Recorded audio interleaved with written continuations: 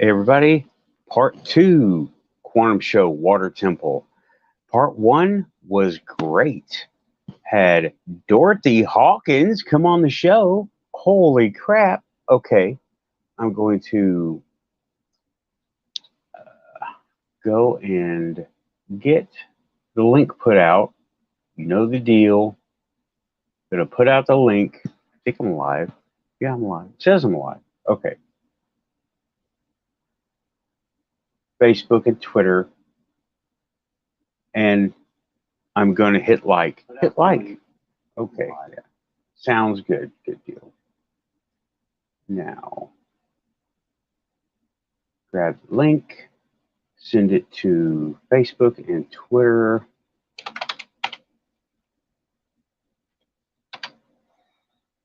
And go from there. I had to get coffee. Hello, Bastille Lungborough. Great to have you. Shadow bring you? Okay. I'm setting up the show still. I set out the links to watch the show in a couple of different places. And then I really start getting in on it. So yeah, so this is just backroom stuff happening.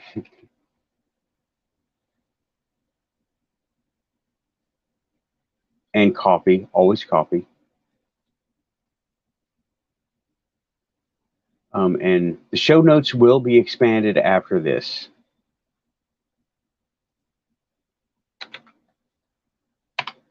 So I have some show notes on part one, which was interesting. And maybe I should make something like a guide on how to use glyph warding for protection, depending on your situation. Because that was a topic. That was a topic.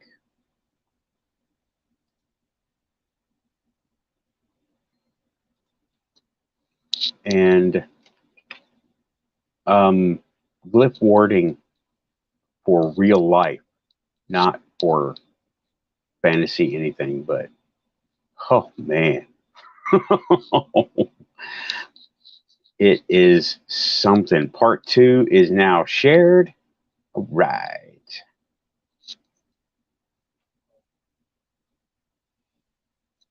Part two is shared. And okay. I got wound up. I need coffee now. Oh, who's here? Who's here? Depths of the Trident Realm. Shadow. Okay, I'm going to put the link in the chat now.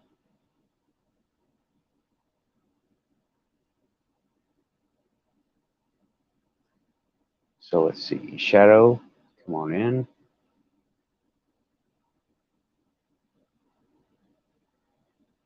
As soon as I get it done. I think it worked. Yeah. Okay. James, how you doing? What's up? All right, Water Temple Part 2 started. Let's see here. Who's here? Bastille Longbow. James Ellen Shadow. Okay, Shadow. As soon as I see you pop up, I'll bring you on. Yes, it is there.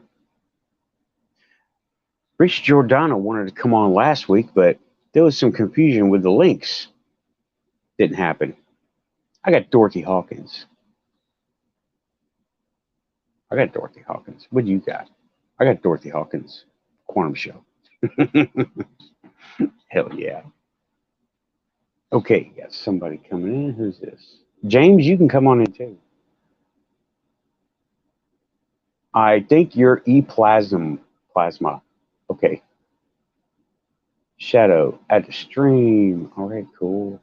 Howdy, folks. Okay. What's happening, buddy? On? Hey, I'm letting James in right now. I think we're here. We are here. Alrighty then. What's happening? Oh, dude. 3 days is just packed full of stuff happening. Oh, it's still happening tonight, but I was like, I gotta do the show. I gotta do my show, Don't call me. Don't text me. I'm on the show. What was that? I can't see. But I'm going that with the is. water theme by showing some seashells. Oh, water temple. Okay. Yeah, I was thinking of using these. That's all I got, man. I was thinking of using these in basing, actually, like to decorate bases. That's cool. Yeah. That's cool. Cool. Yeah, some of my sort of sea monster type creatures. I might be building elves throughout. I hope that's okay. Of course. Sure. Okay. Too easy. How's everyone doing? Pretty good. Okay. What is weird? What happened in your weird worlds since last week? Shadow, you go first. Numbers, man. Right when you hit 575, I hit like 4 on my subs, and just weird numbers that I'm coming across over the week, and just a really, really active a dream week. Every time I went to sleep, I had some really, really weird vivid dreams this week. It was really nice, and no chocolate. I didn't have that going on, which normally I eat chocolate before I go to bed, because it's proven to, at least to me, to intensify my dreams, and they're always good. Mhm. And I think that's about it, really. Nothing super, super weird, but like your numbers, your sub numbers, and my sub numbers were like, synced with like it was 575, and mine was 434 at the same time. And then my friend Armstrong, he was at like similar, like 5-something-5 as well. Hey, little guy, I thought you weren't going to show up. Hey. Couldn't resist the call of the weird. What's up? Yeah. How you doing? Yeah. Well, I was doing some work. Can you hear me? Yes? Yeah, sure. Yes. Like last time I was trying to get onto the stream, it broke several. Okay, good. So I was doing some work with audio and like voice acting stuff. And well, I tried to get into the website and see which type of audio file I needed to put into it. And well, now just a black screen, and I can't do anything. So now I'm here. Well, okay, that's not really weird. Runner up. Yeah. Thanks for settling for the quantum show, man. I appreciate it. Yeah, I'll settle for this. I can't do any work, so I might as well be. Yeah, I really want to know what's weird with you, because you're right there in it. You don't even know it. But anyway, okay. Yeah. Shadow says he's got some. Continue. Yeah, I moved, so my stuff went all wonky. Okay, well, I was just going to recap what you said was going on. Cool dreams, synchronistic numbers. There's a word for that, synchronicity. And yeah, that's pretty cool. All right, and go ahead, and son, el restaurantista. Yes. You were saying so much was weird with you because you're all in the quantum. Yeah. So I am, as always, dealing with the demon that is either in my house or in the neighborhood or something, because I keep seeing him like constantly now. I wouldn't say constantly, actually. That's an exaggeration. Just like once a month, not once a month exactly, but around that time. Like consistently, not constantly, but consistently. No, not consistently. It's roughly around a month. Also, I think it might be breaking again. What was that last part? We can't hear you. Great. It says page unresponsive. Is Um, everything good? Yeah, well, we can hear you. You're coming Okay, through good. okay, yeah. And he disappeared again. He was having that problem on my show earlier. Okay, no problem. Well, if he can figure He'll out be his back. tech issues, yeah. If he comes up knocking on the door, I'll let him in. I just got some strange text messages. So how about you, James? How was your week? Anything weird? Let me think. I've been having some pretty vivid dreams as well, but I just think more picking up on the weird energy in kind of global events at the moment. People trying to meme things happening that don't necessarily need to happen to resolve various conflicts. You know, the struggle is real. Sometimes, like, I think I probably have a slightly schizotypal inclination insofar as it's very hard for me not to reflect the emotions of what's going on in the wider world. that was You a know, message offside. Oh, okay, cool. Continue. Yeah. So, I don't know. I've just been trying to keep busy with models and not obsess too much about greater cycles of human existence that are outside of my control. We have a phantom watcher. Adana is Cool. watching. Adana, so everyone knows, was the person who went with me to the cemetery, and we both pissed off everybody there. Well, nice to meet you, Donna. Hey, Donna, she's I'm glad you lurking. guys lived to tell the tale. Okay, sorry, I glad didn't you mean to guys- interrupt. I'm glad you Go ahead. guys are still with us. It sounded like it was getting pretty hairy in that situation. It did. Yeah. It did.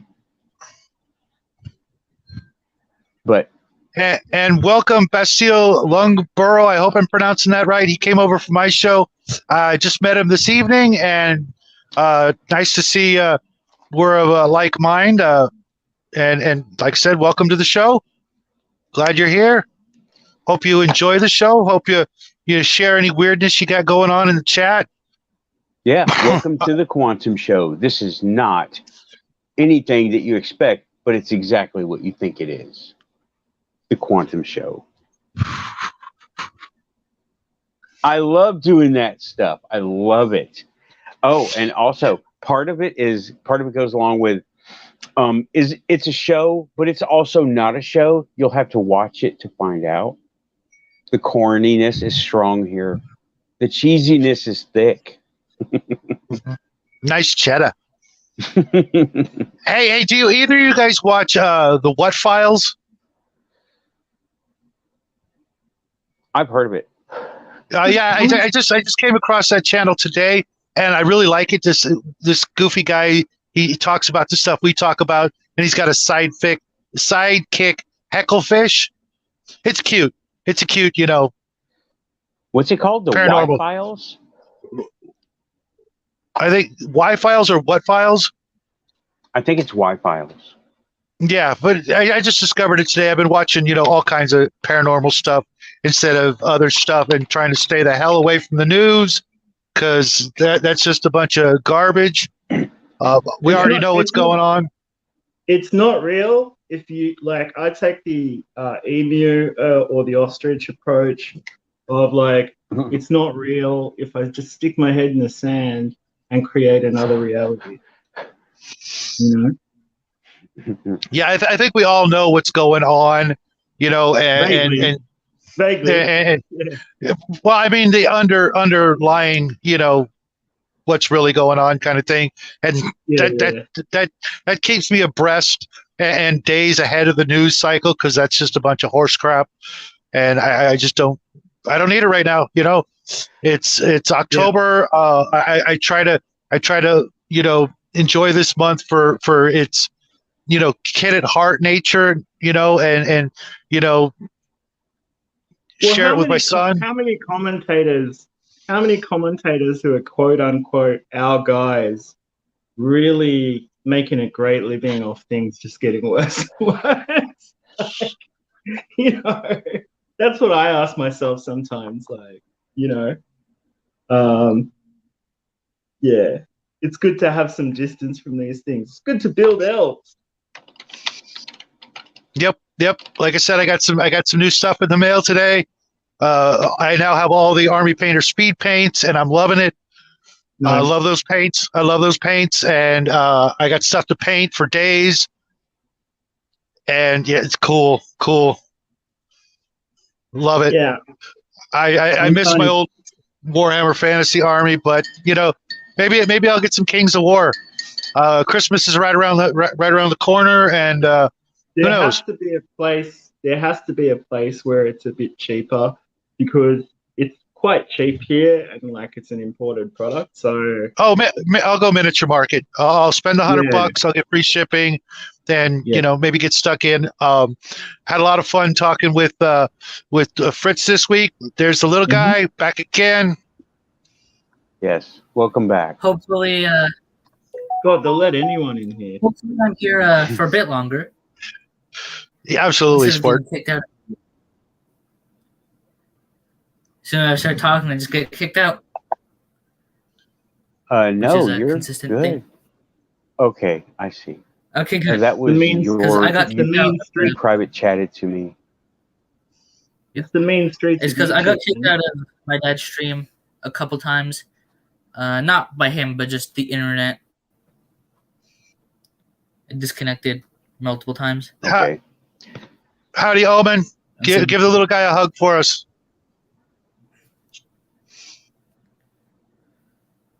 Yeah. I don't know how light we'll be keeping it tonight, because I had some pretty cool experiences for this Do tell. part 2. I went over a little Turn me bit. on, dead man. Yeah, you know, okay. You guys know I am a practicing pagan, but not ritualistic. Just, you know, nature rocks. Yeah. Well, now I will go into the details of it, right? Okay, water temple. That was part 1. And now, right? I watched the video. Okay. It seemed Cool. like quite an experience. Yeah. Dude, you have no idea. Have you ever? Well, you probably do. Oh, both of you probably. All If you of y'all can get, probably. I mean, most spring water really is just marketing, but if you can get it good at the source, it does have a lot of good minerals and stuff in it that normally get filtered out. So yeah. Let's talking about the water, right? Yeah. Okay. Walking into this place was like, it wasn't even walking into it, walking up to it. I was like, I'm walking, historic places, Mammoth Cave, natural historic places, the ocean, right? Those things are very strong, ancient, overwhelming feelings. Well, this was a strong, ancient, but friendly feeling place. Yeah. And I didn't realize really what I was going up to. And it was just the water was there. And this was not like going to the DMV and taking care of your stuff, right? This was, I felt, a sense of reverence when I walked in there. And I was like, oh man, but it wasn't so serious reverence. It was like Peaceful. oh, it was peaceful. You could hear the water running somewhere, right? So I'm thinking it's a filter going on, or a pump, or you know, some extra or whatever. I don't know, but you could hear the water running, and you could hear, you know, the machines in the room doing their machine things, but the feeling was like going to a place like Mammoth Cave or Carlsbad Caverns. That's another one. If anybody's ever been there, these Sounds are places. like a kind of almost like a race memory, or like a tribal memory from like embedded Possibly. in your, Yeah. See, do y'all know the story about the Houston mineral well? No. No. Okay, real quick in a nutshell, right? It's in a link to part one, right? They have this all on their website, and I'm leaving out a couple of details. But in the 1930s, a Houston person named Mr. Houston got kidney stones, and he was very sick, and they didn't have the same treatments as now. They didn't have ultrasound back then. They didn't have sonic treatments for kidney stones, right? This is the 1930s. And they said, you are not going to survive. Get your affairs. This is your deathbed. And he was like, oh, well, that sucks. So, but then I read somewhere that an angel spoke to him, says, go to this specific spot, drill down 252 feet, and you will get water that will heal you. And he did. He struck water 2 different levels, I think, before getting to 252, but he went all the way down. Now, he wasn't the one doing the drilling. He was hiring someone, right? That's a big deal. That's hard to do. Yeah. And they did, and he struck water at 252 feet, and it was different. It was clear. The other water wasn't so clear, and it healed him. He lived for 20-something years later, and he didn't, when he passed away, he was working on his land, removing a tree stump, accidentally hit himself in the head with whatever tool he was working, and that's how he passed away. So So that the water right there, was good, but it wasn't that good. it healed him. It was 20-something years. It was good. And it made me drive 4 hours to go get some. And here's the reason why. I didn't do it for me. Last 10 months ago, I found out that my dad has cancer. Am I frozen on screen? No, I can hear you. Yeah. You are on my screen. No, you're not. Yeah, I'm frozen on the phone too, on my phone. If I have to go and come, wait a minute, got somebody coming in. That might be what. And my interface is frozen. Come on, interface. Was that Joe? Is that Joe maybe? Maybe, but my phone is, see, I'm watching online. I can't get on. I can't do anything. Okay, part 2.5, 2.x maybe. Let me see how this is going to work. I got to get unfrozen, and I'll be right back. Okay, cliffhanger. Dun dun dun. Oh wait, we're back. Pumpkin lights. Our friend is in Australia, so okay, that'll we're be back. a toughie. And I got a text from our lurker Adana. I'm not frozen. I'm not frozen anymore. Okay, I think I had somebody try to come in, but they're gone now. I'm expecting Joe. KD5KZL, I'm expecting Joe, but he's not here. Okay. We're live.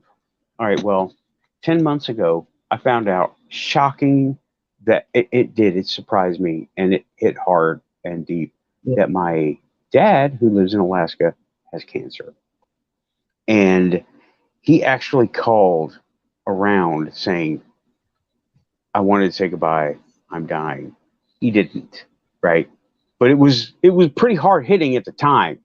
Sure. And we all kind of did what we could to go into motion. And that was 10 months ago. And everyone thought he was recovering from it and did not. It was creeping up on him. And I don't know. I'm thinking it was a bit of the doctors not paying attention, and some real, just, he slipped through the cracks. But whatever happens has happened, right? Here we are. And okay, then I hear about this, right? And 10 months goes by, and now he's really sick again, right? And he called me again, and I have had 10 months to adjust to this kind of thinking. So I talked to him some more with a more level head, and well, this is something that pushed me towards the spiritual, okay, y'all, and back towards the spiritual, not just that, 100 things, but that was a big one. That was personal. Yeah, And absolutely. And so talked to him about it some more. And then I found out about this place on a TikTok video. And I love doing local things anyway. So I was like, I'm going. When can I go? And I got my bottles ready. And I had a bunch of these like 24-ounce bottles ready to go. Mm-hmm. And then somehow they all disappeared. I don't know what happened to them. I think they got thrown away by mistake. Whatever. They're plastic bottles. Who cares? I can manage. Right. And I did. I came up with 2 gallons worth of these other bottles. So they're in there right now. I drank some when I was there, right? And yeah, it was some awesome water. So, and that's how I hooked up with Shingoji out at his place. And now I am going to get some of those, those camelback style water bladders that you wear. Yeah. Yeah. I've got one of them coming, one for me and one for somebody else. Those are mailable. These are not. Right. He's in Alaska. These can't be mailed. Here's why. Here's some science for everybody who needs it. I don't dwell in the weird all the time. It's all based on science and legitimacy. Okay. When you take a bottle that's screw top or flip top and it works perfectly fine from the store to here, you take this in a jet plane 10,000 feet up or whatever, it starts to expand because pressure, and then it bursts and it causes big problems for everyone involved. On the plane is a big deal, right? And then I've heard where, like, I work in aircraft maintenance, I do the paperwork, so I see what happens, and somebody had some water spill in the cargo area. Okay. And it got cold and froze and split the body of the airplane because it expanded. Oh. It was not a horrific accident, right? But it was like, no one ever saw that coming. That's why you cannot mail things like that. And they had to redo like that part of the body because it was split apart. Luckily, it was, the kind of plane where the cargo, no live cargo, and it was not pressurized, right? And like no life support on that part of the ship. Okay. And the plane landed. The plane was fine, but it literally split the body panels. From it got in there, it got cold, and it expanded, and that could be very bad potentially. Yeah. So but the camelbacks, they expand, they will stretch. So I've got one of those on the way. Yeah, there's some science for y'all people, huh? To your dad? Yeah. So he can get it. And I'm going to get some more. Well, you can count on our prayers for him. Absolutely. We talked about this, me and him. He's lucid. He's not out of it or anything. Yeah. And it's quite the situation. Yeah. And we both feel this is, well, one hell of a time, but whatever. Okay. That's why I did this. I probably would have gone there eventually, but I've got a really good reason now, and I felt pretty good about them because when I got there, there's a time change between here and there, time zone. I thought I had an hour and 3 minutes. I had 3 minutes. I was like, oh my God, I gotta go get these things in there. It was a mad dash. It was interesting. But when I was walking up to it, it just overwhelmed me with like a sense of presence, ancient and powerful, and didn't care what I did. I was inconsequential to it. That is a water temple. To me, I was like, holy shit. And what I didn't realize was when I just threw on whatever clothes I had, I dressed in all blue. All blue. I didn't realize the place was blue painted on the inside as decor. I was like, I would dress for church. I'm like, this cannot be real. I'm walking around in like Forgotten Realms over here, and I'm coming on water temples and freaking all this stuff. This is fantasy, but fantasy. We get it from somewhere. We get it from somewhere. You know, there were no. Speaking of which, Nathan, it would be great. It would be great to play an RPG with you sometime. Okay, well, if I can tear myself away from the weirdness one of these days. Yeah.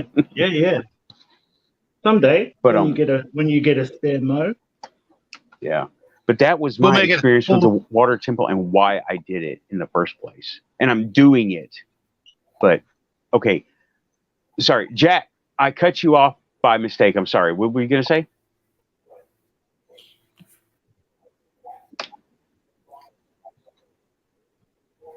Can you hear him? I can. Yeah, I kind of forgot about that. What I was going to say was that I'm not going to say what.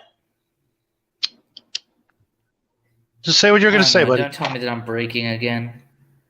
You're coming through okay. Your camera is turned off. Hello? We're all friends here, buddy. I can't hear you. Yeah, that's because I'm charging the computer. It's at like... Okay, you can hear me? Yeah. Yes. Good. All right. So recently, starting a couple months ago, a bit before we did the show on our channel, like a month or two before that, I said every month, and it's more just whenever I stop thinking about it. Whenever I just, for a long period of time, I just completely forget about this whole thing, that's when it happens. I see whatever this person, this thing, this creature is, and it's not like a corner of my eye thing where like you think you see a shadow in the corner of your eye and you turn around, oh, it's not there. It's like I saw him standing in the garage and for a couple seconds and then faded away and I started yelling at a trash can or trash bag. I saw him run across, like not just run, but float across the street behind a car and disappear. The same thing, but instead of across the street, it was on top of a wall, and you can't say it was a cat's walk. This thing was flying behind a tree and disappeared. Roughly, like every month, kind of, but more accurately, whenever I just stop thinking about it or paying attention, or when it hasn't crossed my mind in a long time, and I'm just usually it is when I'm riding my bike, I will see it very obviously running across the street or standing somewhere. That's when I see him, and then he is there for a couple seconds. I notice him, and then he either flies behind something or fades away. Sounds like you need some protection. It's not even a...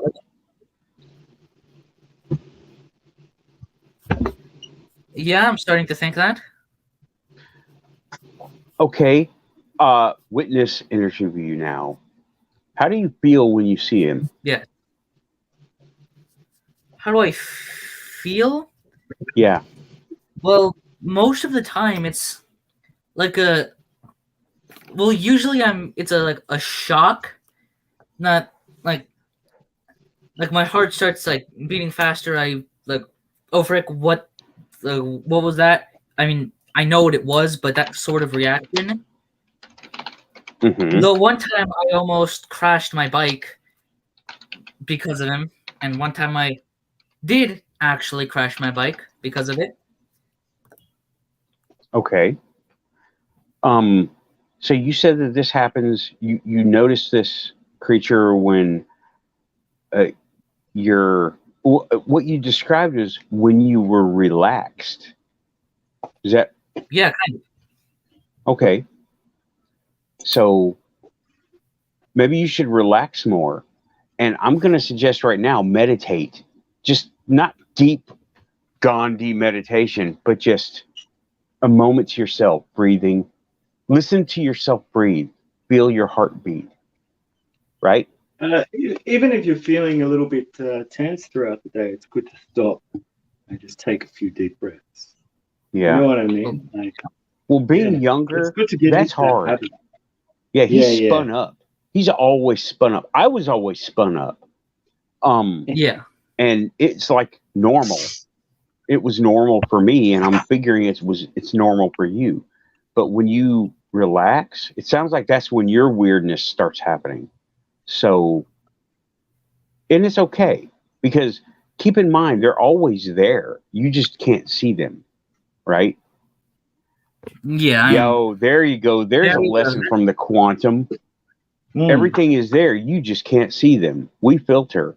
But when you relax, then you're able to see beyond what we normally see, right? Because we all have these senses, just that we're taught to not use them. And don't be afraid, because just because you can see them doesn't make them any more potent than they already are. But they don't want, I don't know. Okay, now I don't know about this thing, right? But when they seem to know we can perceive them, then they get skittish. But sometimes they get social. And I mean, like, they will want to talk to you, not mess with you, but communicate with you. And you can talk to them too. 100%. Yeah, this is we're going deep on the quantum show tonight, y'all. Part 2, Water Temple. But it sounds like you're relaxed, and it surprises you because you're not used to it. Or does it do anything to look offensive or like in your face? Yeah, most of the time it either is a sort of black, like pure black mass that flies in front of me, in which case one time I almost crashed, one time I did crash, the other time I kind of I was on the sidewalk and it was running across the street, so it wasn't in front of me, so I didn't physically move in response to it. But the other 2 times when I saw it while riding, I did. And one time resulted in though it wasn't like a severe injury, it was a parked car that I crashed into.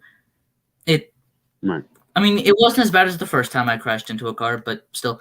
But it's usually flying across something if it's taking on like I could be mistaken and it's multiple things, but I'm pretty sure it's one thing, that it's either just a black mass that flies in front of me, or a human figure, like a Shadow Man type person. Like I have a really strong feeling about this. Actually, I think it has a lot more to do with where you live than you personally. Well, It yeah, might I think. Yeah, it might be something about your area. Yeah, that's what I'm thinking. It's the area. That's what I'm thinking. I just have a strong feeling that, like, sometimes I get a strong intuition a certain way, and I just felt compelled to say that. But yeah. Because, and this isn't a new thing necessarily, as I think I've told most of the stories from before, but they were both very clearly a figure with like some sort of like stereotypical like fedora type hat on. Both of those times when I was super young, like not super young, I wouldn't say like 5-ish, but more like 10 and I think 7 respectively, was when I first saw it. And then recently I started seeing it again a couple months before we did the first episode, or the first episode where we talked about stuff like this. And then I saw it once or twice, and then I saw it again after the fact, and then a few times after that. I think Jack, you've got an opportunity because it hasn't really done you any specific direct harm. Maybe to experiment a little bit with containing it.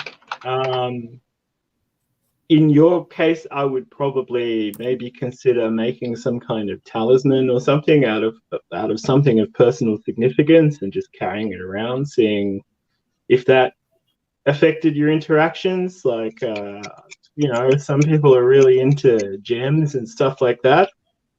Other people like to carry bitter herbs or religious icons.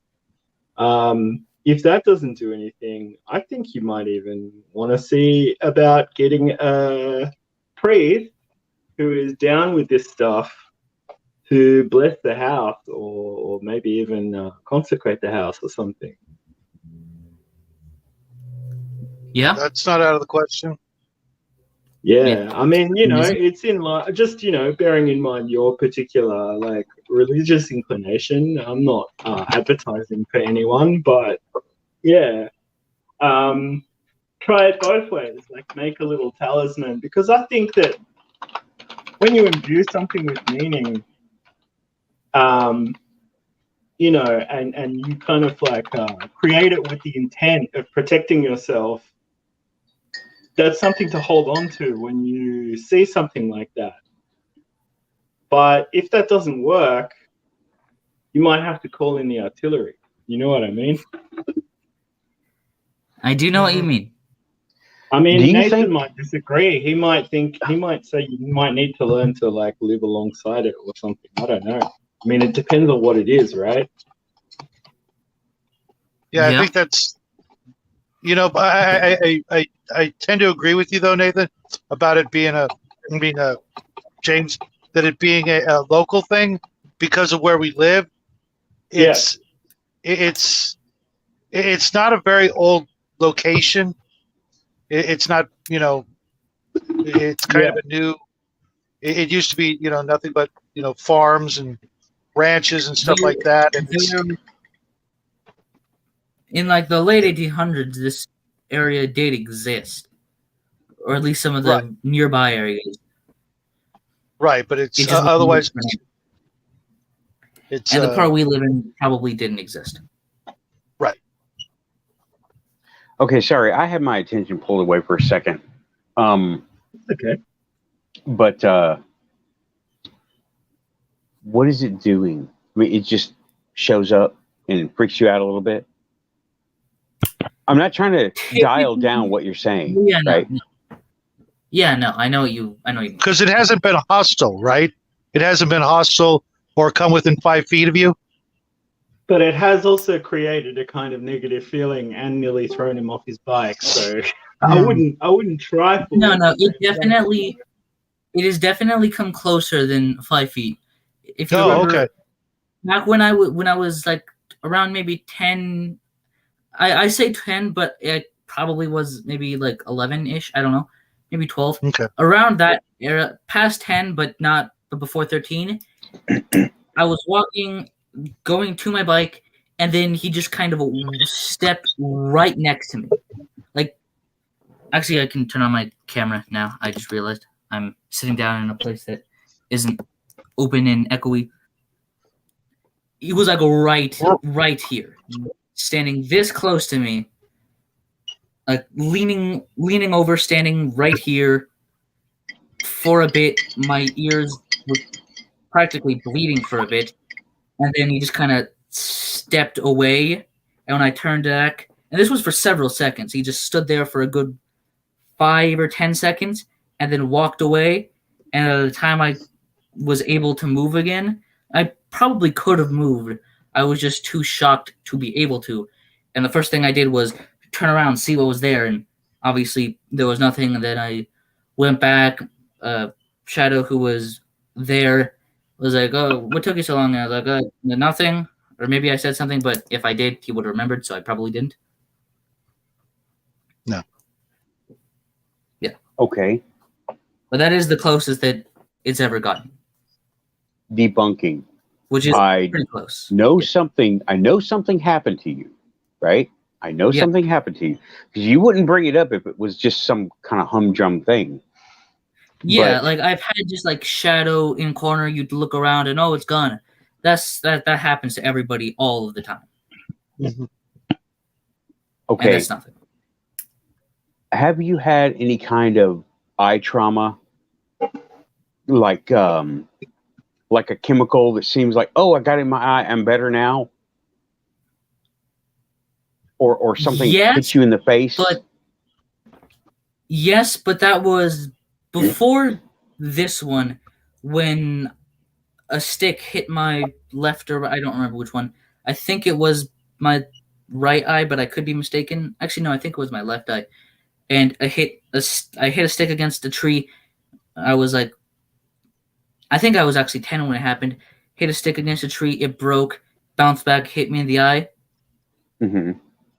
But my vision, it's been the same since. It hasn't. I'm not talking about. Okay, yeah. well, okay.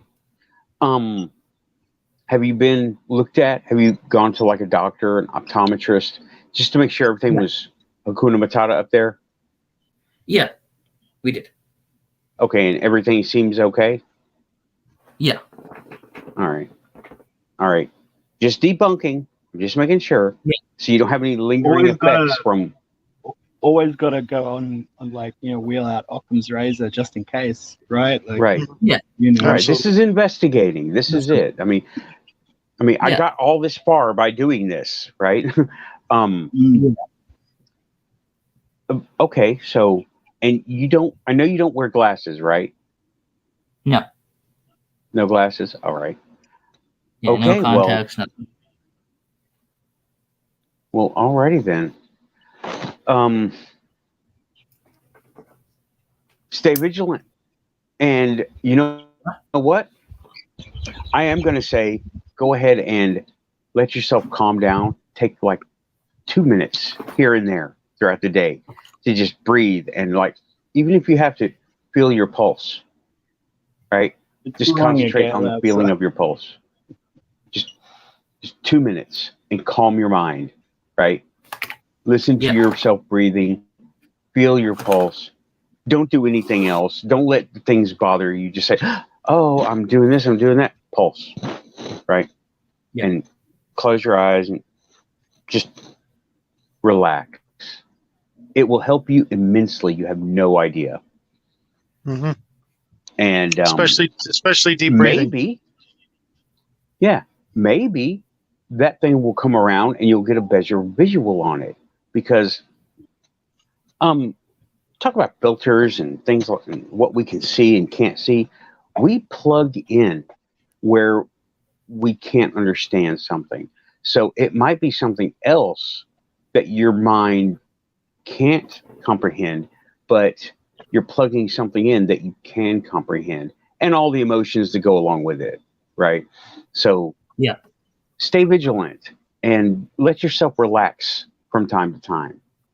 And even if you think you're relaxed, take a second, breathe, listen, feel your pulse, close your eyes, and just tune everything out while you're doing it for a minute, 2 minutes,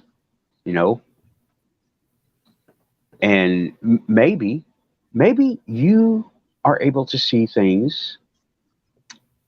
You're definitely able to see things differently than everyone else. And Maybe you're seeing something that we're all missing. Very possible. So yeah, And it's actually, not I think hurting I you. remember. Yeah, Go ahead. I do actually remember. I talked about it on the stream, but I might as well. I didn't go into it in detail very much because we're just kind of like a weird thing to happen twice. Um, but I saw pretty much the exact same thing of flying across the street when I was riding my bike home from school with my dad, and I mentioned it, like, "Oh, what was that?" And he didn't see it, but maybe he did. I don't remember what you said, but I know that No. it kind of flew. You remember me talking about it, though, right? Yeah. It flew from one of the bushes into like the other house. I didn't see where it went. It just, instead of being black, it was white this time. And roughly the same thing happened when I was at a friend's house and we were looking at the window and it flew past the window and we both saw it. Though obviously it was like a bright white instead of a pure black like all the other times, which I still don't know because it seems it acted almost the exact same way, just the opposite color, which doesn't make much sense to me. I don't know. Mm-hmm. Well, okay, you're in the creative side of things. Draw it, sketch it out, draw it, see what comes Okay. out. Give your. I The mean, this last is not for me. This is for you. Yeah. You don't have to show anybody if you don't want to, but draw it. You know, see, validate it for yourself. Say, oh man, this looks a lot like what I saw, and I drew this. Just something, you know. And okay, he's gone. We lost him to the mist. I shouldn't have told him to do that. It reached out from the paper. He'll be back. I didn't mean now, Jack. Don't rule out the possibility of needing to give it the old spiritual food. Yeah, that could that might need doing. It could come to that. It could come to that, but I do actually agree with Nathan and maybe just observe it and get it down on paper first. Because you know what? Something that is unknown could seem harmful because we react with fear to everything. And that's why for months, years now, I've refused fear. And if something seems scary, I want to know why. I'll go up to something that seems scary and ask, why are you scaring me? Or why are you doing this for? Also, just because of the way that some of these beings translate to our physical reality, they probably seem scary inherently. You know what I mean? Like, there's probably quite a bit of static on the line, you know? Mm-hmm. Absolutely. Just in terms of their kind of like dimensional presence. Mm-hmm. Yeah, I was watching a show. I was watching a show a while ago, you know, on the different, you know, dimensions. You know, we live in the third or whatever, and what's on the fourth and the fifth and on up. And what, buddy? Yes. Oh, he's right here. Oh, he's back from the abyss. What's up? Next to each other, you guys. Oh, okay. Well, you're welcome to come back. It's such a good team.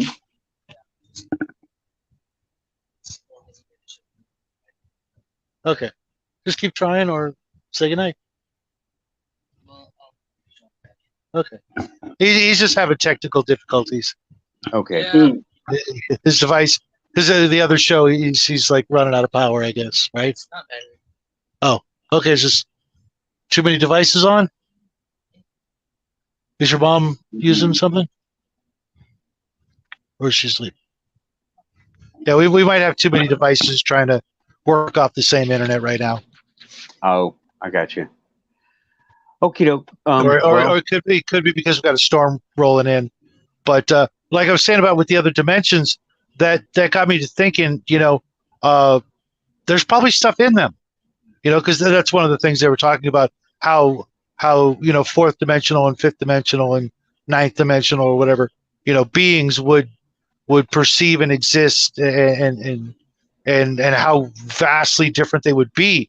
Well, it only makes sense that there would be people that would, from time to time, get glimpses of that kind of thing, and vice versa. The people on the seventh dimension might not know, there are people on the fourth dimension, or maybe they would, depending on, whose, I think opinion I think it raises so many questions. Like, when you look at the way that UFOs have been described to move, it begs the question whether they're operating entirely in our dimensional limits. It goes into aliens as well as a paranormal, or what we call the paranormal. Absolutely. There's, the what is it? The Hindus, the Indians, they think there are 400,000 different intelligent species, and when they talk about it, they're not just talking about in our universe, but in other dimensions.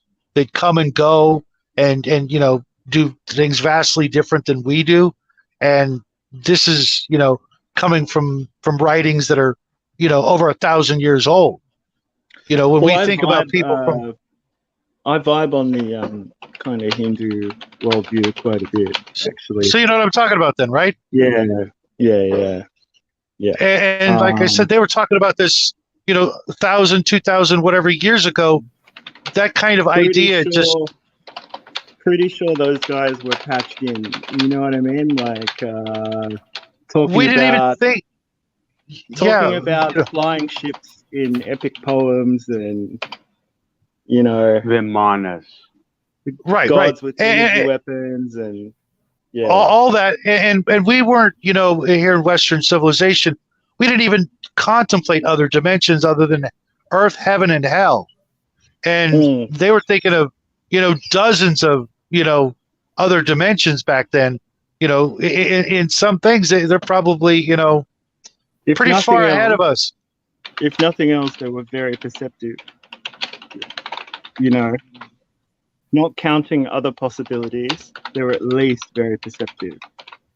And I just watched the video on, I forget, even if I remember his name, I couldn't pronounce it. The mathematician, like 100 years ago, that was just big brain mathematician from over there. You know what I'm talking about? Who? I don't remember. I don't remember his name. I want to say Ramajan or something like that. But he was a mathematician, and he was thinking about black holes. No. He's Indian. I just watched the video. If I could pull it up, I would.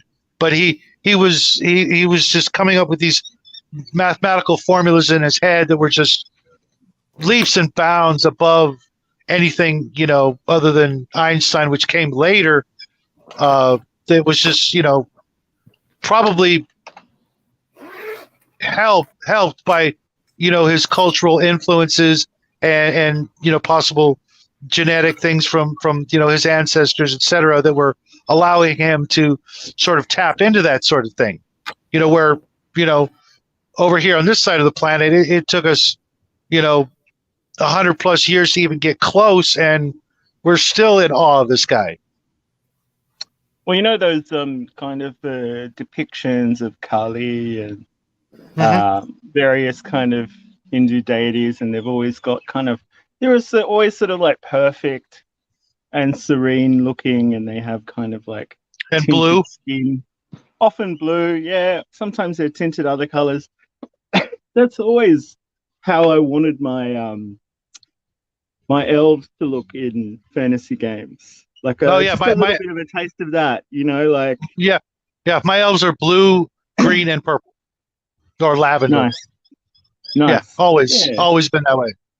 Yeah. But yeah, I think there's something to that more than just a like a symbolic sort of thing to make them look different. I think there might have been some actual truth to that. It only makes sense, It's an that interesting choice, isn't it? mhm. When they drew the Anunnaki, they gave them wings and different things like that to make them look different. Well, okay, Those well, guys, what a bunch of bastards. If you're out there, Anunnaki, if you're out there, watch out.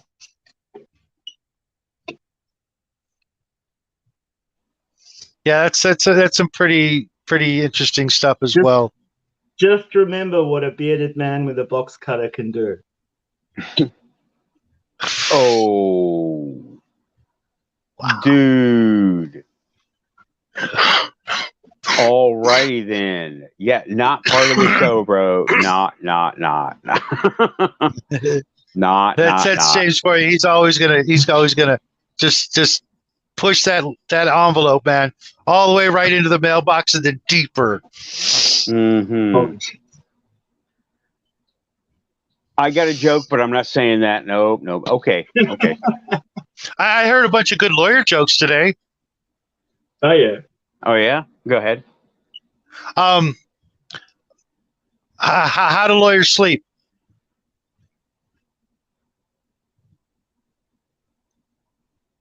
Can you hear me, guys? Mhm.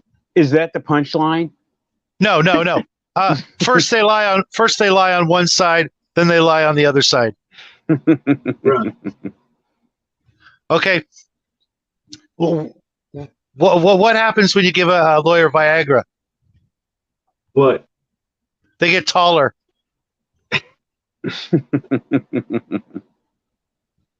Ugh. There was one more, but I'm trying to remember it. It was my favorite. Well, it's actually, I don't know my favorite, but it was.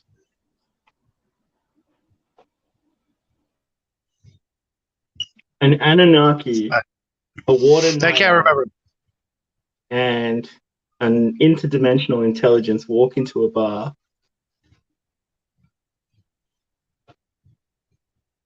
You are the bar, and that's quantum.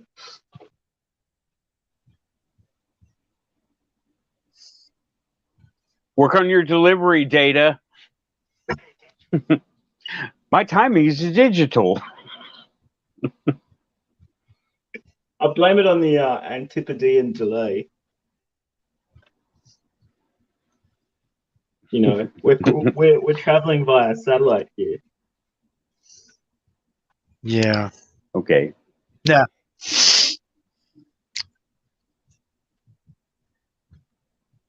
You guys are killing me tonight, man. Oh boy. So let's see here. Did I have anything written down?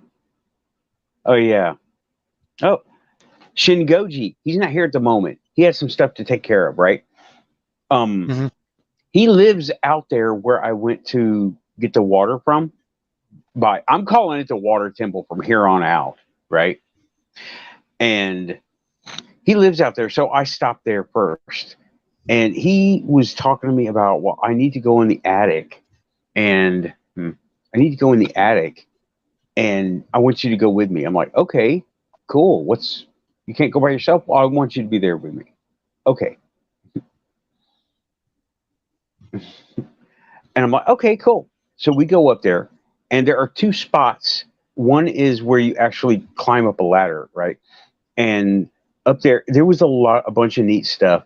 And he found a box of 8mm film, from a camcorder and a camera and a projector screen. And I was like, oh, cool, dude, look, this. And he's like, look at this. Oh my God. So he is currently trying to figure out, how to look. Well, he was like, all right, this is awesome. And he was like, whoa, this is awesome.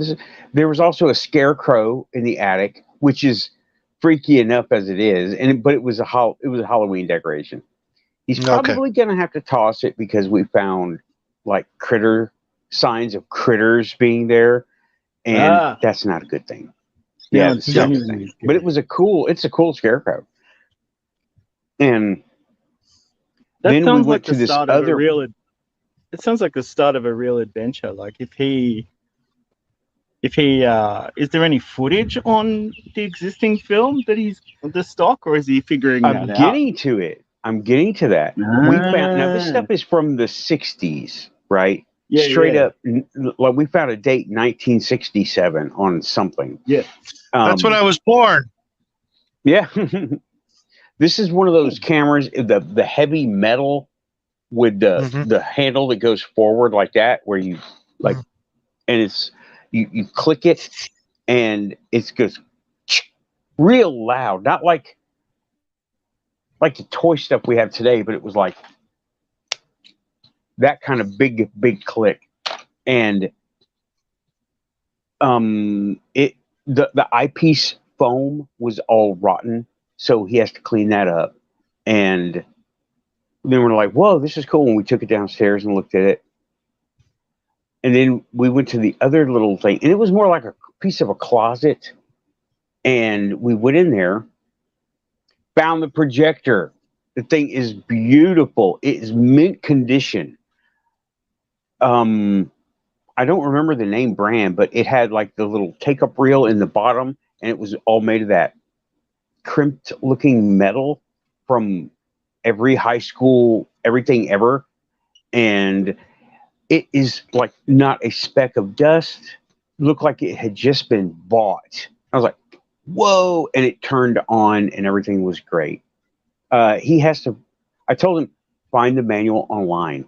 Oh, I am freeze framed on my phone doing the alien thing. It's aliens with my, oh. Jeez. I'm not frozen, right?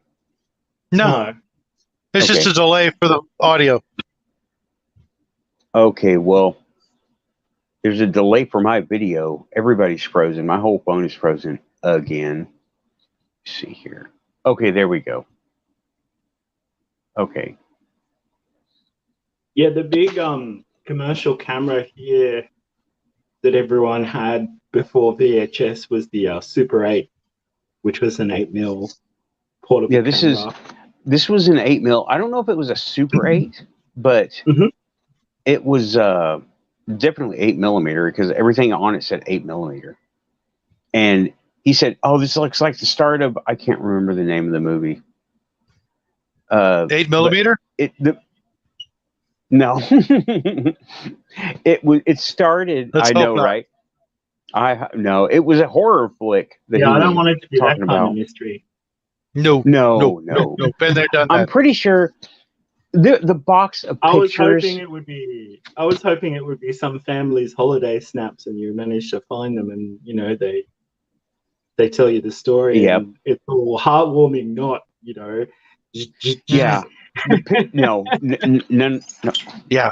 The pictures that were there was like a bunch of family vacations, Canada, Panama, nice. different places and different times. The earliest date that I think it was 1967.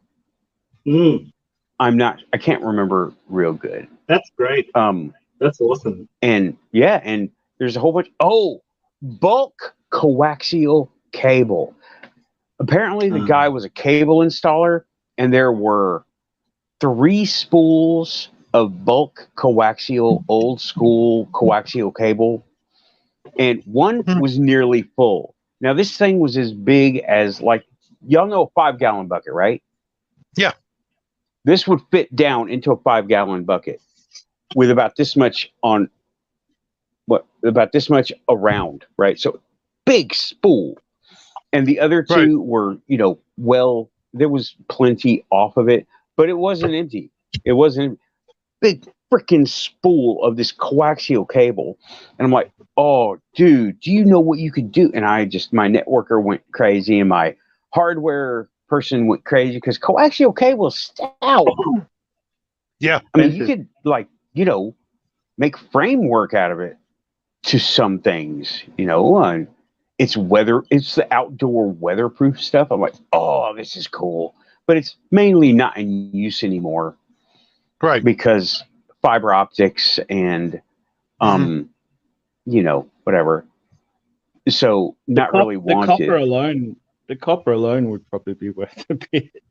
Well, for you know. money, sure, but Yeah. coaxial cable is really good stuff. If you want to get a signal from here to there and you're not worried about, a whole, and if you are worried about it getting stepped on, the only thing you can't do is like run a lawnmower over it. Everything else doesn't care. I mean, cats don't even shoot through it. It's so rugged. Well, Yeah, and if you want to, the bandwidth is really good too. Like, yeah, it's like it is. Ethernet. It's like using Ethernet for peripherals versus USB. Like you send a lot of packets.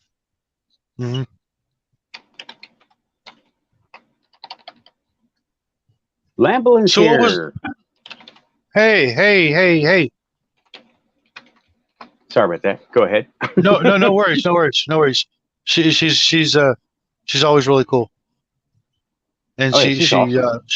and she's she watches our stuff and she comments a lot and stuff. One of these days we're gonna have to have her on, so I can put a face to the name. I mean, I saw her picture on her YouTube channel, I believe. I think YouTube, so. I got Facebook, something. Yeah, I've got a vague, image, but I like being able to put faces to names. I got to see Iron Man the other day. A guy, James and I both know, and it was nice because, there's some people out there that I only know by their their more handle. Iron Man. More Iron Man, I say. Like, Yeah. I don't know why he doesn't make a channel. I mean, honestly, I caught a bit of it. And I was like, he just seems like a real dude. Like, Exactly. We need more people like that. And one of these days, we'll all have a. I'll get to that in a second. We'll all have a channel, and we'll all be able to interact like this a lot more. Which reminded me of this time traveler guy that I was watching. I was watching the story about this supposed time traveler who was telling us in like 2000. He was talking to somebody, I forget, but I'll look it up. But saying that in the future, everybody's going to have, he couldn't describe it the way I'm gonna, but we're all going to have our own channel to communicate with each other and make our own videos. But that's what he was saying. But that was 22 years ago. So it was kind of weird. Is that because we'll be in vacuum sealed cubes? Of like hydrogel? No. Of nutritious His name was like no. God, I hope not. No. But I'll find. His name starts with a T. Like efficient. Oh God, I wish I should have wrote his name down, but I saw him on John Titor. John Titor was the time traveler. Yep. Is that the guy? Is that the guy? I think so. He's supposedly got some kind of Trump association as well. Really? Not just Tesla, not just the Tesla, and not just the Barron Trump thing. No. Yeah. Interesting. Yeah, I don't know. I don't know what's happening there. I try really hard. Like, I think a lot about what the future in the next 5, 10, 25 years is going to be. And it always surprises me. Yeah. I really wish I could know. I really wish I could get ahead of the curve. But it always feels like wisdom comes to me just a little bit too late. Mm-hmm. Yeah, I think also that it might be too much. You know what I mean? Sure. Terrifying and heartbreaking and well, I find some of the things that are just taken for granted now like quite confronting, and maybe that's because I've been home a lot over the last 5 years and I don't socialize as much as I used to, but certainly things that are just quite normalized now. I'm quite surprised by when I speak to people. Like, I try not to be judgmental or whatever, but I think, like, a lot of really destructive tendencies have just kind of been rolled out, like updates to everybody's software, you know? Mm-hmm. Yeah, I've got a theory, but I don't want to bring anybody down about that. Sure. Yeah, I because mean, it's not pleasant. I think population is certainly a factor. Yeah. You know, Exactly. We have more people on the planet than we've ever had before, or at least as far as we know, we've never had this many people on Earth. I think the issue of it is kind of overstated, though, and I think that, you know, like I would be much more concerned about the environment if the global manufacturing chain didn't send things so far around the world, you know, to get the lowest price, or things weren't built with such obsolescence in mind, and there wasn't such a product upgrade cycle around every area of interest or use. Like, I kind of don't buy that kind of fear mongering about the state of the planet, because they literally sell us a new $1,000 phone every year, and like those two things just don't match up. Absolutely, it's just the latest. I knew this girl who was a singer, an East German girl, and she was saying like life in East Germany was kind of weird because like you didn't get a lot of things that were considered every day. Like, they would get fruit at Christmas, like fresh fruit, as like a treat, you know. But she said, conversely, my grandma had a stove that like lasted for 75 years. Right. Like, so yeah, sometimes I question the amount of stress that they put on the population. Like, a lot of concerns about the environment are actually quite legitimate, but they always put it onto the end user. It's always like, oh, the environment could be much better. We need to clean up the sea and the air. But the answer to that is to impose communism on you. Yeah. You know what I mean? Like, that's the part where it falls over. Like, I'm very pro-environment, but that's the part that I never really gelled that much with. Yeah, I mean, I don't think we actually technically finished reading the book yet, but we're like 3 chapters away. We just got finished reading this book in English about like how in the future the government imposed a bunch of laws on like protecting the environment and limiting the population. Like, it's illegal to have more than 2 kids. You can't have pets, all that stuff. And how not only how such a system is dumb and wouldn't work, and how there's not really a need for it anyways, but more importantly, how evil a lot of these laws that are being proposed actually are. The thing if is, you like, already when have you laws see that limit the population like that, what's to stop some guy from coming in and like things get even worse, and some guy comes in and says we need even more radical changes, and like, oh, people with special needs, get them out of here. People well, of it's kind of like political opinion, get them out of here. People who it's kind of like I say to get them out. some of my left-wing friends, Jack. Like, I say to them, you might be benefiting from laws that are being made now, but like, you don't understand. Like, even conservative backlashes to some extent are engineered phenomena, and they will use everything that you've given them against you in the future. Like, the best thing to do is to give people as much freedom as you can, and to decentralize things as much as you can, because that's how you get fail safes. That's how one town can help the next town over, you know? When everything is just a centralized, centrally controlled system, you can guarantee that the people who own that system will not be living inside it. Yep. Man, what did I miss? Holy Quantum. cow. Quantum. Yeah, I guess. Anyway, that's fine. That's cool.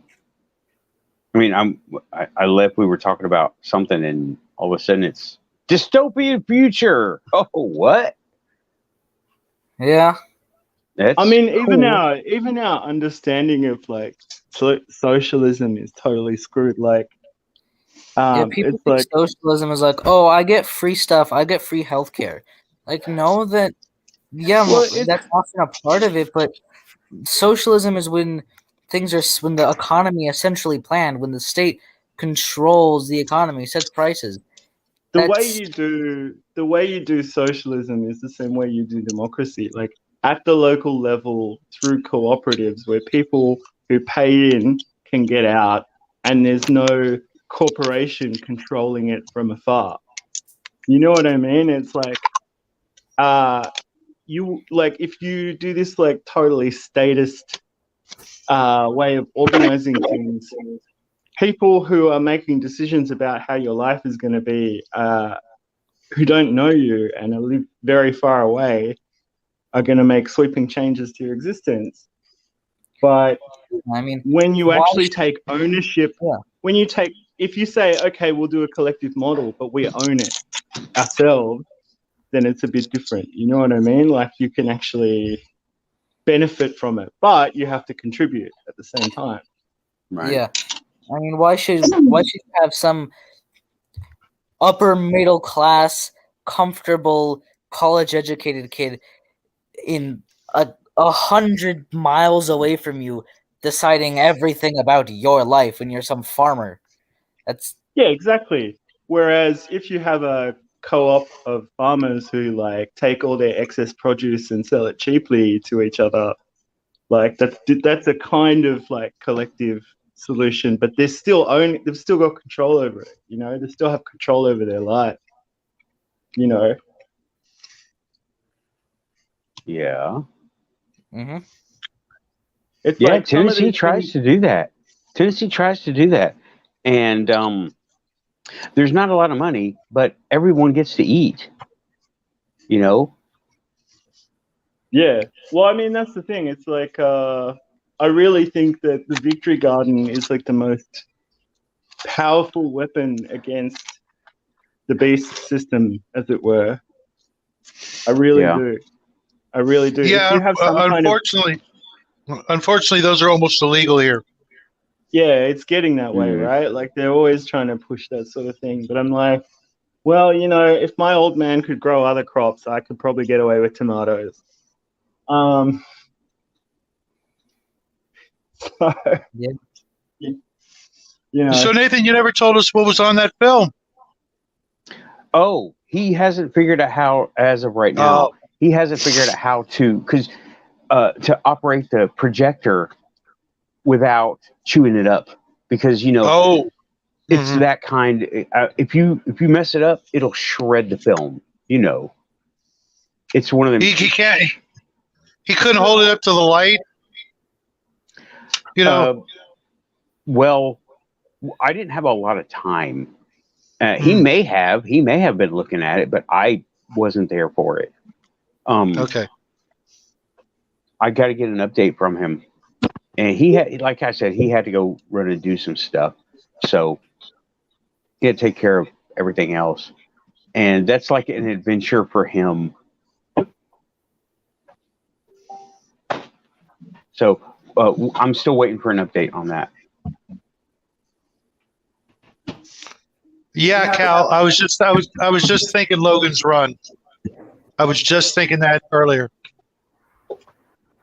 I'm literally going to cut an onion in front of you on camera. It's a very emotional experience. That's right. That's right. They say you won't cry if you put a piece of bread in your mouth. You know, I have a funny story about an onion one time.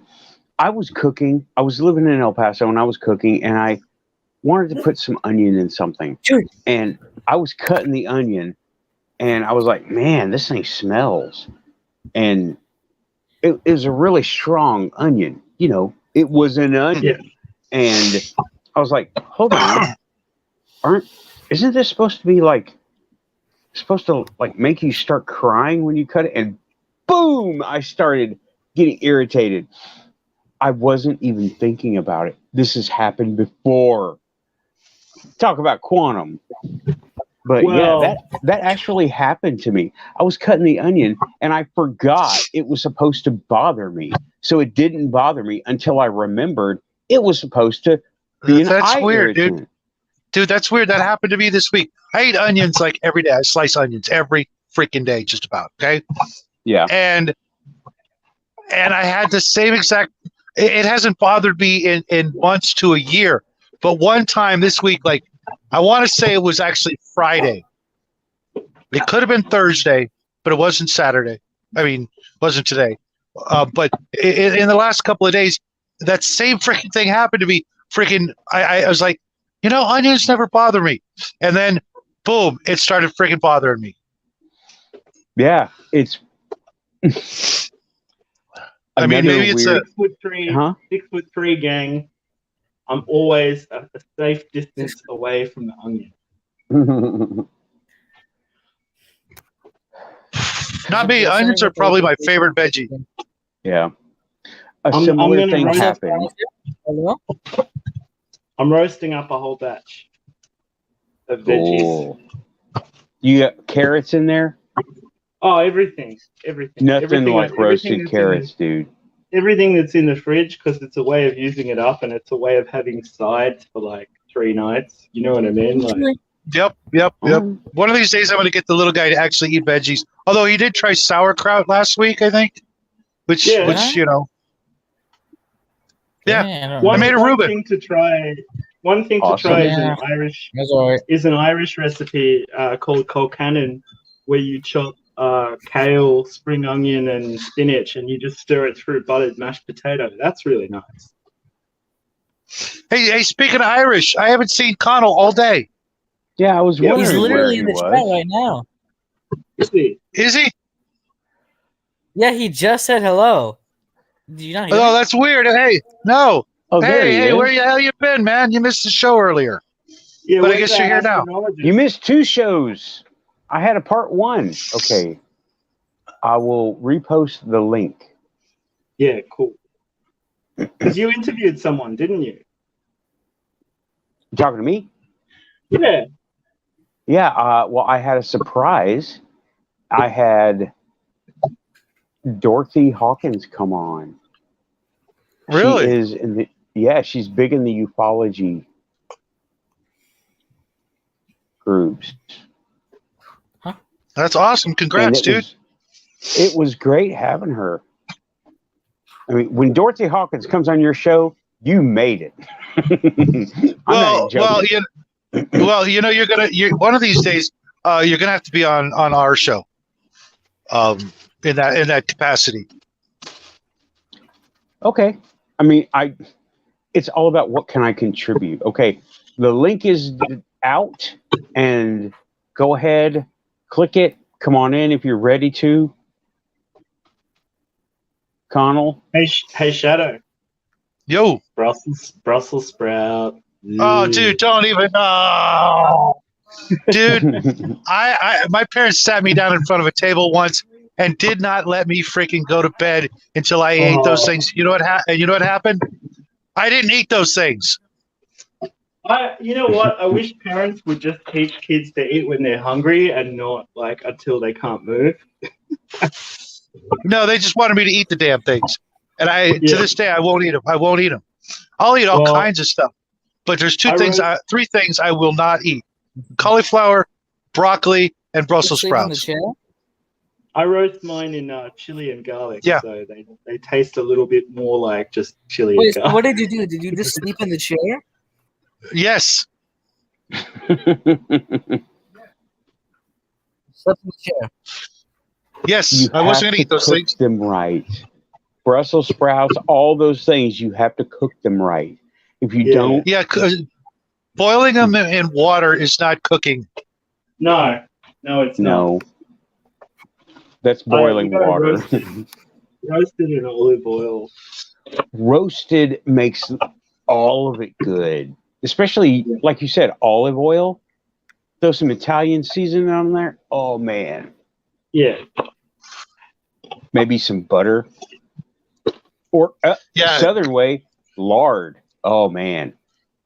It sounds broccoli? gross, but broccoli. Yeah. When I worked for the Rangers, when I worked for the forestry department, we needed the mess hall, and one of my buddies at the table. That would have been the best job. That would have been the best job. How did you not tell us about this before? Oh, it was only for.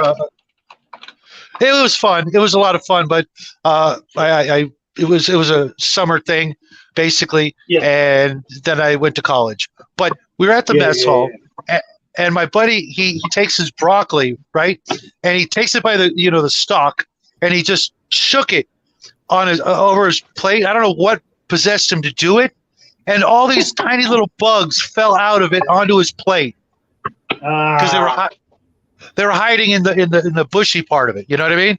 And I was like, I'm never eating that stuff ever again because I don't want to go through it and look for the bugs. And cauliflower, this is going to gross you out, but when I was a kid and I was real sick and I had, this lung thing going on. And, when you cough up something, you get that really nasty freaking, flavor in your mouth. Yeah. It was freaking cauliflower, and I didn't know it at the time. But then I got sick again, later on in life, and I didn't get sick. I ate cauliflower, and I'm like, oh my god, this tastes like fucking phlegm. And from that point on, never again. Hey, Connell, about that later on. Welcome back to the show.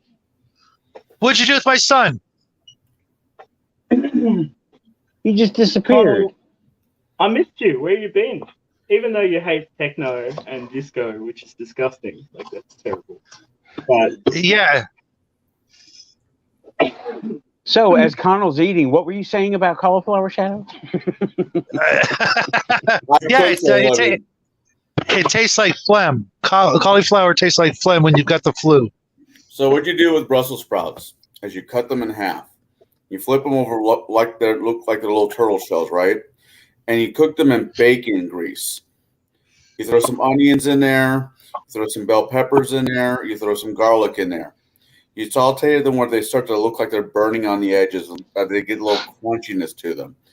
Then you put them with, you can serve them with chicken. You can serve them with pork. You can serve them with fish or beef. That's the best way I found to do Brussels sprouts. Broccoli. Well, Broccoli, on the other hand, I completely understand what you do with broccoli. If you're not making cheddar broccoli soup, you take all the broccoli that's in your refrigerator.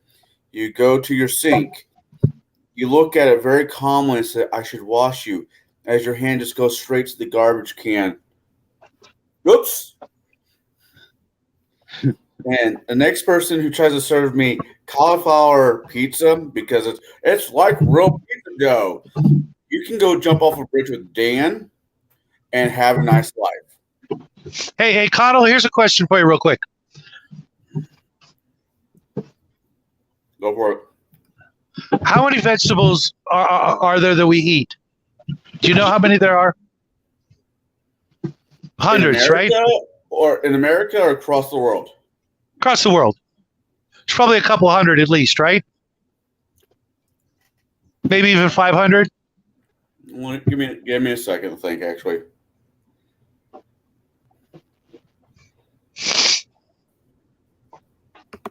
Probably somewhere in the thousands. Why? Okay. Well, because I'm never going to get to taste them all, but I can guarantee you there's 3 I will never taste again. Broccoli, cauliflower, and Brussels sprout. Winner, chicken dinner. Yes, I'll eat all kinds of stuff. Peppers, onions, tomatoes, lettuce, whatever you can put on it. Whatever peppers is technically a fruit. Okay, fair enough. And tomatoes. So I can just make a salad, or all the things that you would put on a hamburger, avocados every once in a while, teriyaki burgers, blah blah blah. I'm good. If I only eat 5 vegetables, but I eat them all the time, I think I'm okay. Probably. Really, all you need vegetable-wise is carrots, some kind of greens, spinach, just some kind of greens. Greener the better. Like lettuce that's on my hamburger every day. Lettuce. Depends on the lettuce. Iceberg lettuce is garbage. All it is water. Don't eat it. And fiber. Yeah. If you go to your local grocery store and you find a container called mixed greens, get that. That's 10 times better for you. And I mean, a person can. I know I'm going to catch a little bit of hell this, but people really don't need to eat potatoes. We do, but we really don't need to. Okay, you are in grave danger of losing your Irishman card. How could those words ever escape your soul? Because you're not supposed to eat potatoes. You're supposed to drink potatoes. Yeah. Fair enough. Jack is trying to get in, but some kind of technical problems. Maybe is he there? Yeah, a little bit. Okay. I wish there was a way to dial down your resolution so we could all dial it down a little bit and make room, You know what? Next time you get kicked out, Sport, right before you come in, there's a settings button on the StreamYards thing. Hit that for both your audio, first your visual, then your audio, and see if you can mess with that.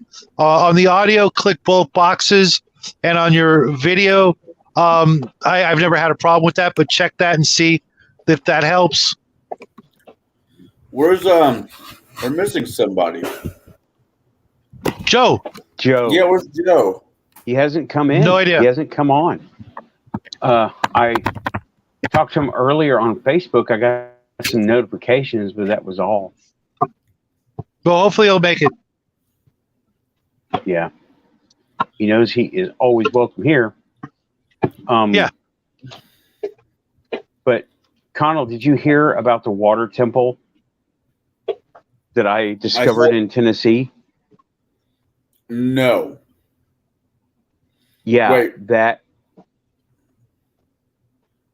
What? Where? Waiting. What did you say? Where in Tennessee? It is East Tennessee. Man, all the cool stuff happens in East Tennessee. All the weird cool stuff. There's a lot of inbreeding also happens in East Tennessee, though, too. Okay.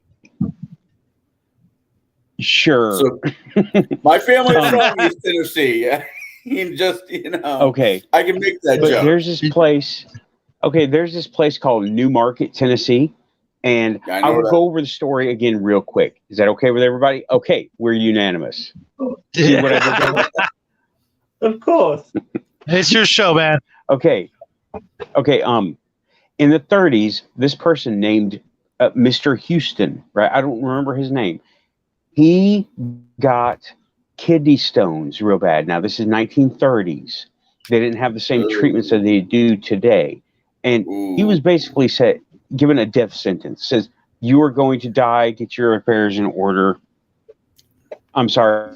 There's nothing we can do for you. Kidney stones. And apparently there was some infection and, whatever went along with it. And now on the website that is in the show notes from part 1, the website says a voice told him to go to a certain spot on his property, dig down 252 feet, and you will strike water that will heal you. And he did. He found water 2 times at different depths before that, and it was like regular groundwater. But when he got to 252, it came up clear, different. He started drinking it. He healed. No surgery. Now we lost a host. Okay, this has been a weird night.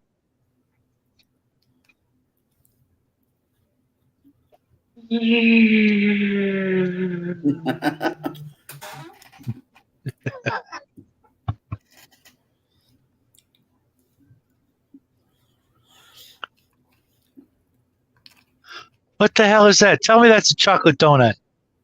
That's what it looks like. What he was eating? Yeah. I have no idea. No, it's an apple. No, it's potato. It's a red potato. All right. Freaking technology. Be right back, says our host. So, how are you guys doing? Good. How was your day, man? Busy. Good. I gathered that. That's the first time you missed one of my shout-out chats, man. Man, it's just been a long, long, long day. I'm back. Is everybody back? Or Everybody Yes. okay? Yep. Presenting Nathan. I just went totally kicked off with is everything back to working? Yeah, except James is literally like phasing in and out of existence on my camera. It's the I weirdest don't see thing. him at all. Yeah, he's not.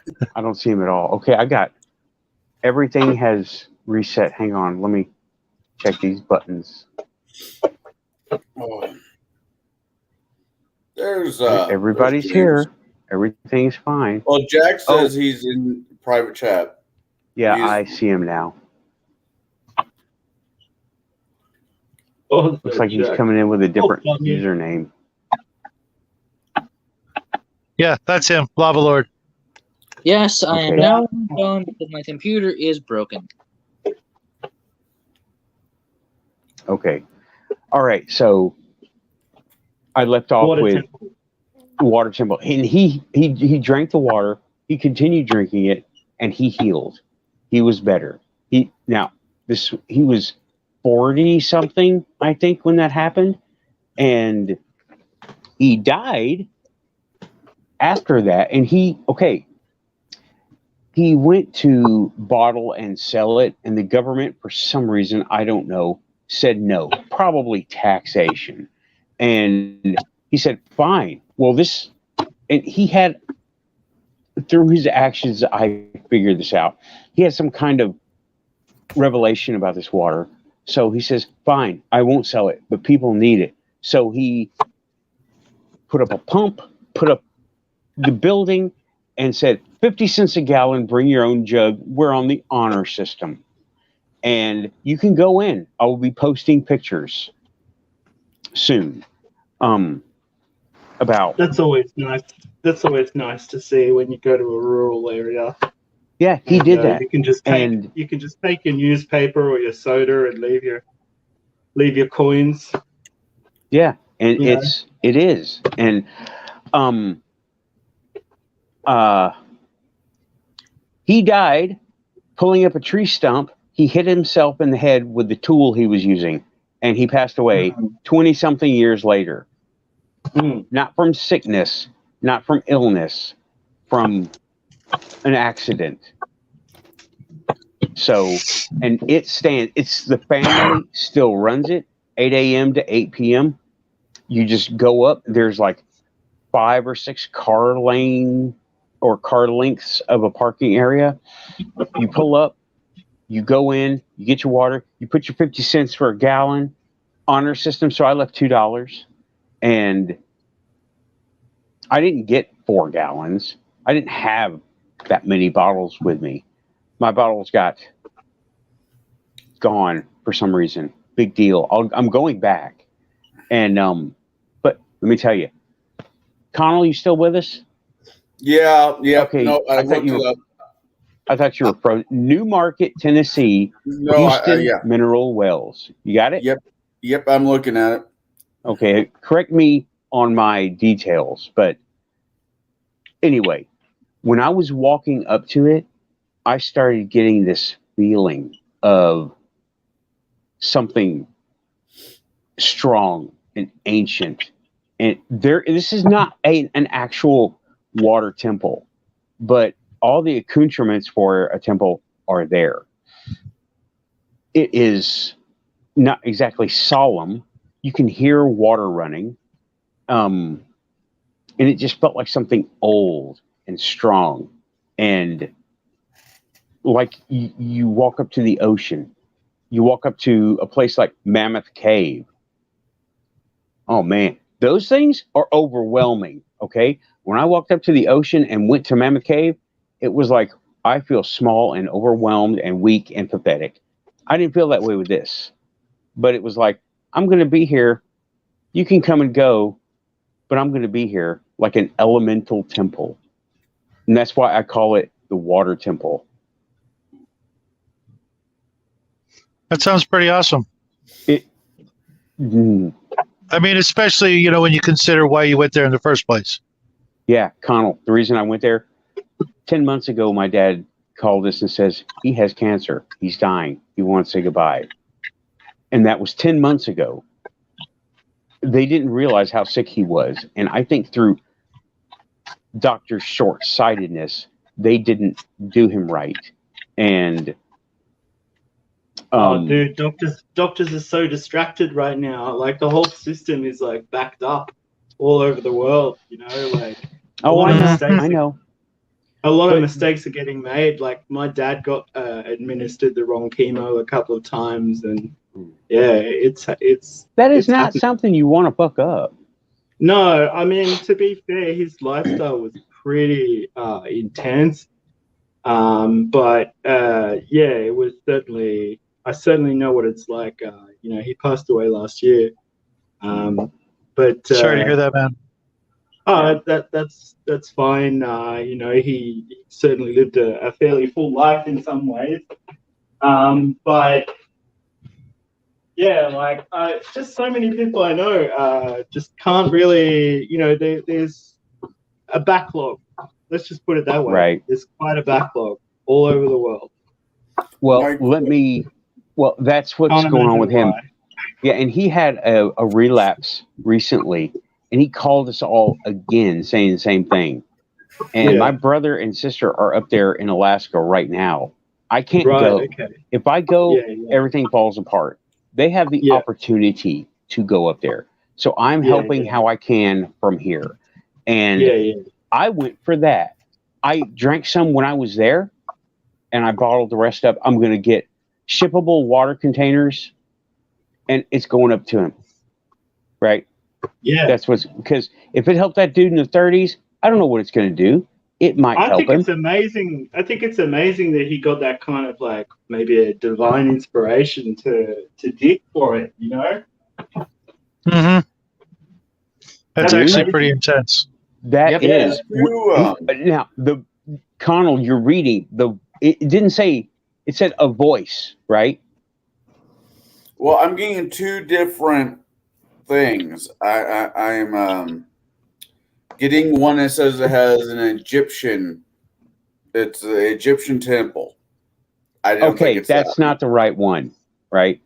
but it was also found in the 1930s Yes. in Tennessee. An Egyptian. Okay, no, it's let me grab the link for the other show. And I didn't think that was it. I was keep reading, making sure. yeah, it's interesting. Okay. That's not it. Mineral There water. was something found, but that wasn't it. But the 1930s was a very prolific time for Tennessee. Yeah. A lot of stuff happened.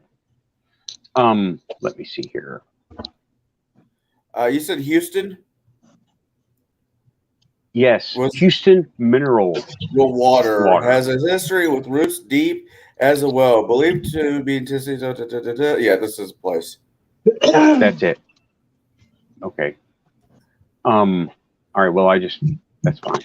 Got I'm sorry. Like I But- said, I was the Egyptian temple in Tennessee kind of threw me off. Like, I don't think this is what he's talking about. That's not. But okay. let me tell you more about the situation with my dad, right? When he called us 10 months ago, we got him, he got back to feeling better, right? I talked to him, and he lives in Alaska. That is aliens and cryptid hot, okay?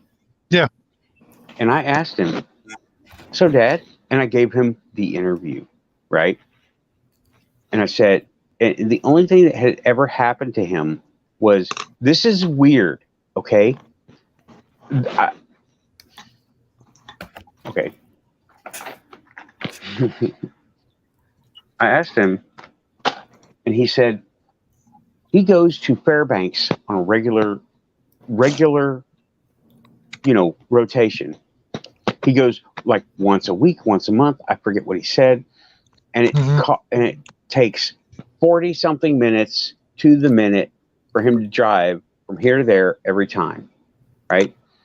And when he went this one time, he got there. He didn't notice anything out of the ordinary when he got there, but it only took him like 17 minutes to get there. Now, he's in a pickup truck. He's not like on Mach anything, okay? That kind of speed gain is big. In Alaska, you got to go like 40 miles an hour. So that's why it took him like almost an hour to get from house to place. Well, he got there in like 15, 16, 17 minutes. I'm like, so you gained time?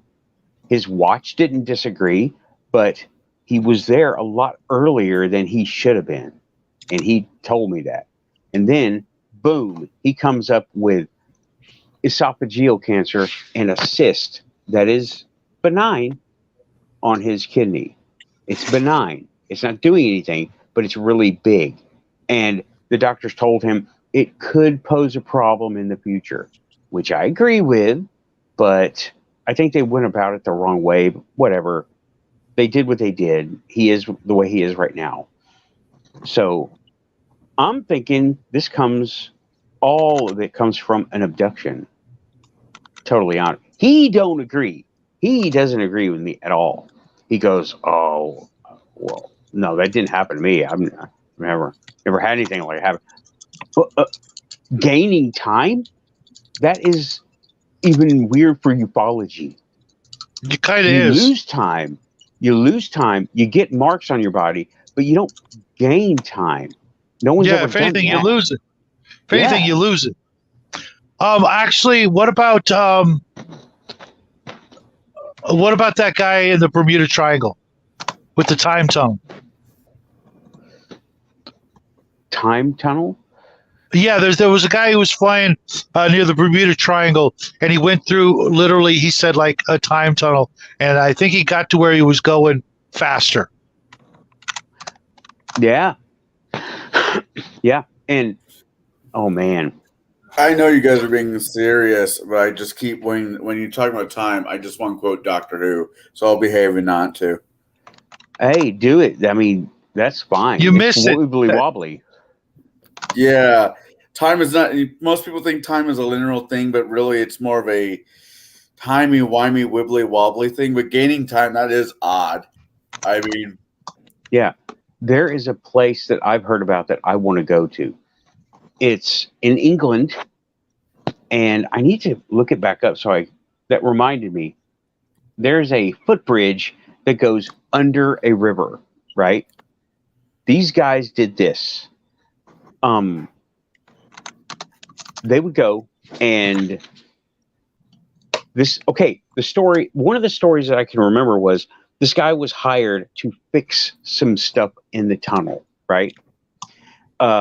It's foot traffic, it's pedestrian traffic, so I'm thinking walls and flooring and ceiling trusses, things like that, Right. And him and his team go down there, and they're working, and they go down there for like 10 hours, and they fix whatever they're going to fix, and they come back up, and they go to the foreman. The foreman says, "What are you doing? Get down there." He goes, "What are you talking about? We've been down there all day." He goes, "You just walked down there 15 minutes ago." and they were done for the day. I Time was like, tunnel. whoa, yeah, that's in England underneath a river. And another thing that happened was somebody went to test this, right? So what they did was they took 2 radios, right? Ones that they knew were good, not like toy radios, but walkie-talkies, okay? And they started on one side of the river and they said, okay, I'm going to hold up. He had a big orange box. I don't know why he used that, but it was a big an orange box, which was unmistakable. So you're looking like an eighth of a mile across a river. And he says, when I get across the river, I'm going to signal you with this box. And you know where the foot thing lets out. So let me know. So he's got the box. He's carrying it across the river. And the guy on the other end says, okay, I can see you. And he's like, you can see what? No answer. The double slit experiment. Okay, hold on. We're not there yet, dude. We're not there yet. And he goes to the other side and waves it across and goes to the radio and says, can you see me now? Or something like that. He goes, yeah, again. And he's like, what are you talking about? Dude, it was a crazy story. And the stuff still happens today. Now, it is a pedestrian walking bridge. So people are just going. But apparently, you zip ahead. And you zip to when you walk in, that's the time you walk out. That is cool. Oh, I got to look that up.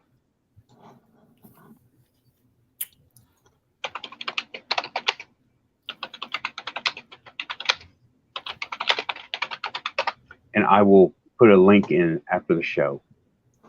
Okay, Double Slit, go ahead.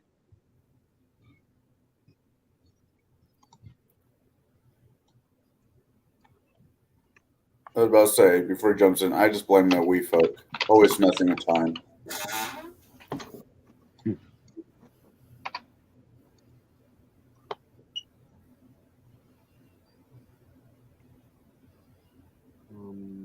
Okay. Yes. No. Wait a minute. I'm There's really a bunch of these things. Huh? I'm really struggling at the moment with my relationship to the shape of the Earth. Oh, you mean how it's changing? Yeah. I didn't want to become one of those guys, but I'm becoming one of those guys. The Earth is not flat. Oh my God. What are you talking about? Terry Pratchett, Discworld, riding on 4 elephants? No. Nothing so straightforward. Maybe like a hollow toroid. Oh. Well, yeah, there are some secret places. Let's look at Shangri-La Spaceport in Antarctica. Fuck it, I'm naming it that. I mean, flat is too obvious. Like flat seems like a deception. Actually, I think it goes deeper. And people think, oh, you're joking. Like no one can tell if I'm serious or not. But I actually do kind of wonder. You know. Mm-hmm. Have you been holding koala bears? What would happen to me if I held a koala bear other than cute overload? You might catch an STD. No, they give koalas swabs for that now. You can safely do what you want with a koala. Well, that's how they get the damn STDs.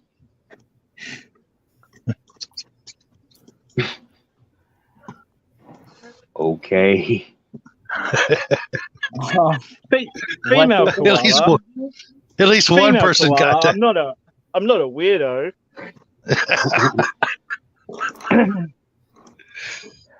Well, that's kind of. I don't know. Well, you are here.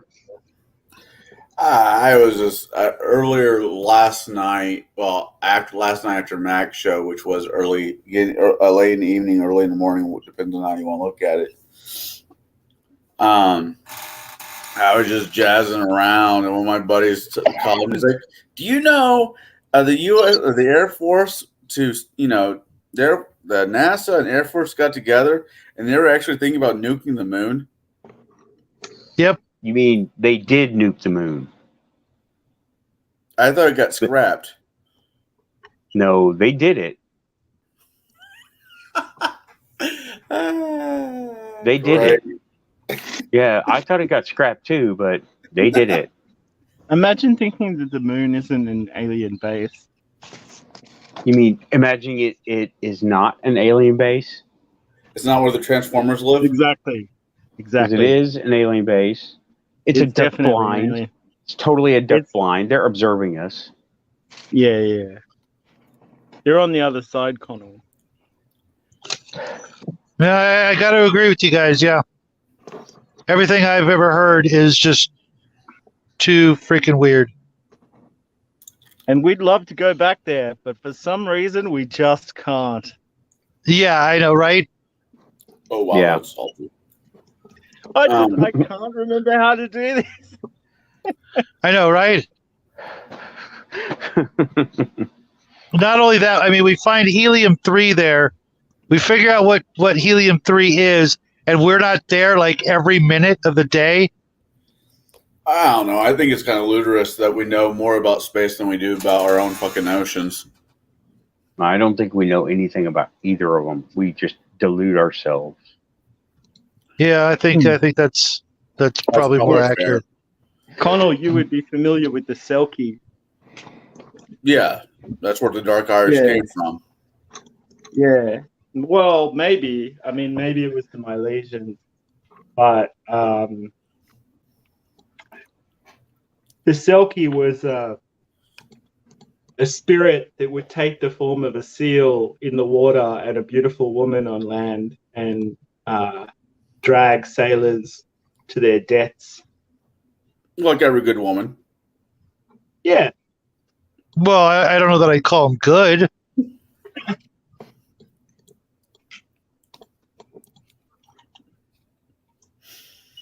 Okay, no, let's not women bash. We love women. Well, I had Dorothy Hawkins on earlier. No, he said all good women do, and all good women don't do that. That would be the exact opposite. Right? Okay. Depends on a person's point of view. To be part of a Silky's life. No, see, how do you get a Silky as a bride? Now, there's the trick to it. You have to wait for a Silky to take off of its seal hide, hide, and they'll fold it up and they'll hide it somewhere on land, and they'll be walking on land with two legs, look like a beautiful woman, as James said. If you're able to find the Silky's hide, the seal part of it, and keep it, you can have one as a bride, and your children are supposed to be like Roman and Greek demigod level people. So, I have much love for the Silky. Like I said, that's where the Dark Irish come from. Supposedly an invasion from Celtiberia in Spain, but okay. I mean, actually, it was what was it? Johnny Depp. The pre-Latin Spanish were Celtic people. It were. And Celt is a language group rather than an ethnicity. So, yeah. Well, the Celts went from everywhere from Ireland to Germany, Spain, France, and all that area. So it was a huge mass of Celts. Granted, not every Celt is a Celt. Not all the Celts are. Celts are all Celtish, but not every Celt was a Celt. Does that make sense? Yeah, like the None whatsoever. It makes perfect sense. What are you talking about? I mean, sounds very Mandalorian. It kind of, I don't know. very tribal. Let's put it that way. Very tribal, very clannish scenario. If you like The Mandalorian, there is a War Games campaign on YouTube about finding the magic space baby, which is based on The Mandalorian. It's very cute. Okay. It's very cute. Okay. The search for the magic space baby. Okay. Connell, I didn't ask you the question everybody gets asked when they come on. What's been weird this week? Because I have had a lot go on for the past 3 days. Weird. What's been weird?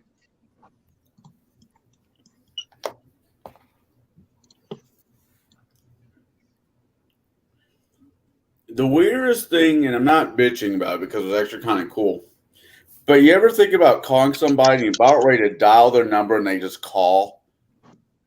Mm-hmm. Serendipitous, whatever, I can't talk right now. Serendipitous or serendipity. Yeah, serendipity.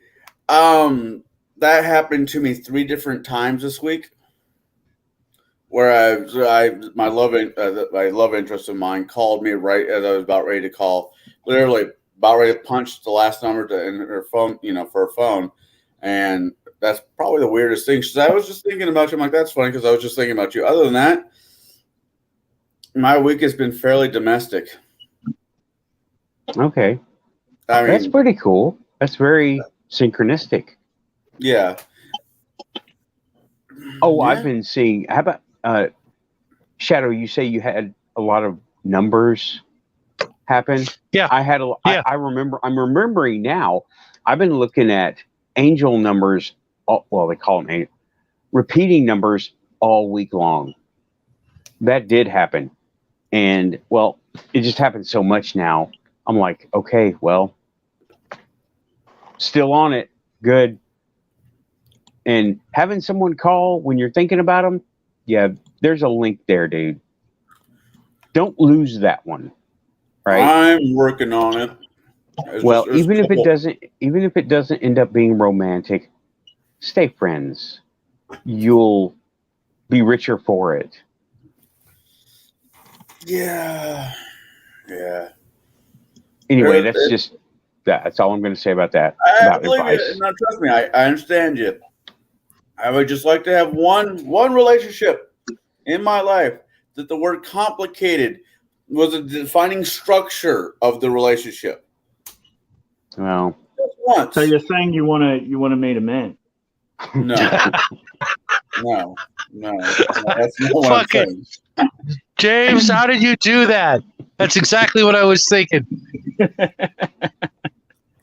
It's like this guy said, oh, you want to meet someone who has all of your interests and all of your political views and all of that? You know who you want to go out with? A dude. You want to go out with yourself.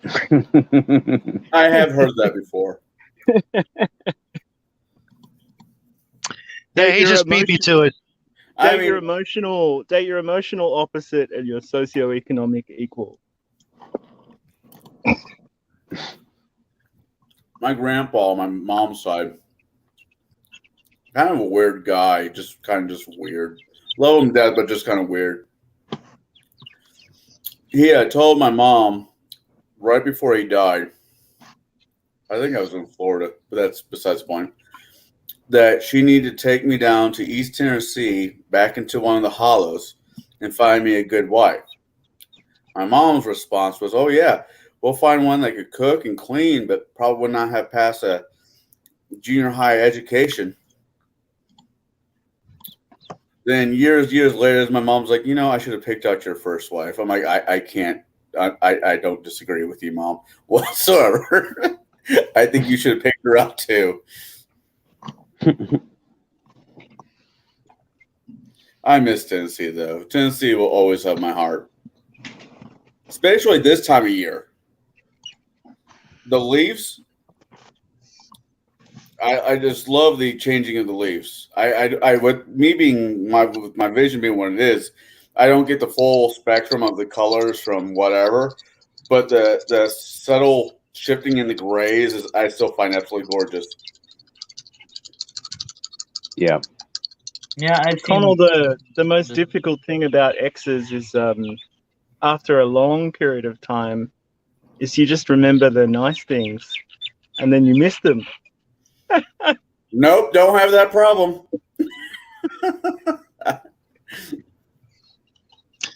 Yeah, I'm right there with you, Connell. I can't think of any of them that I miss.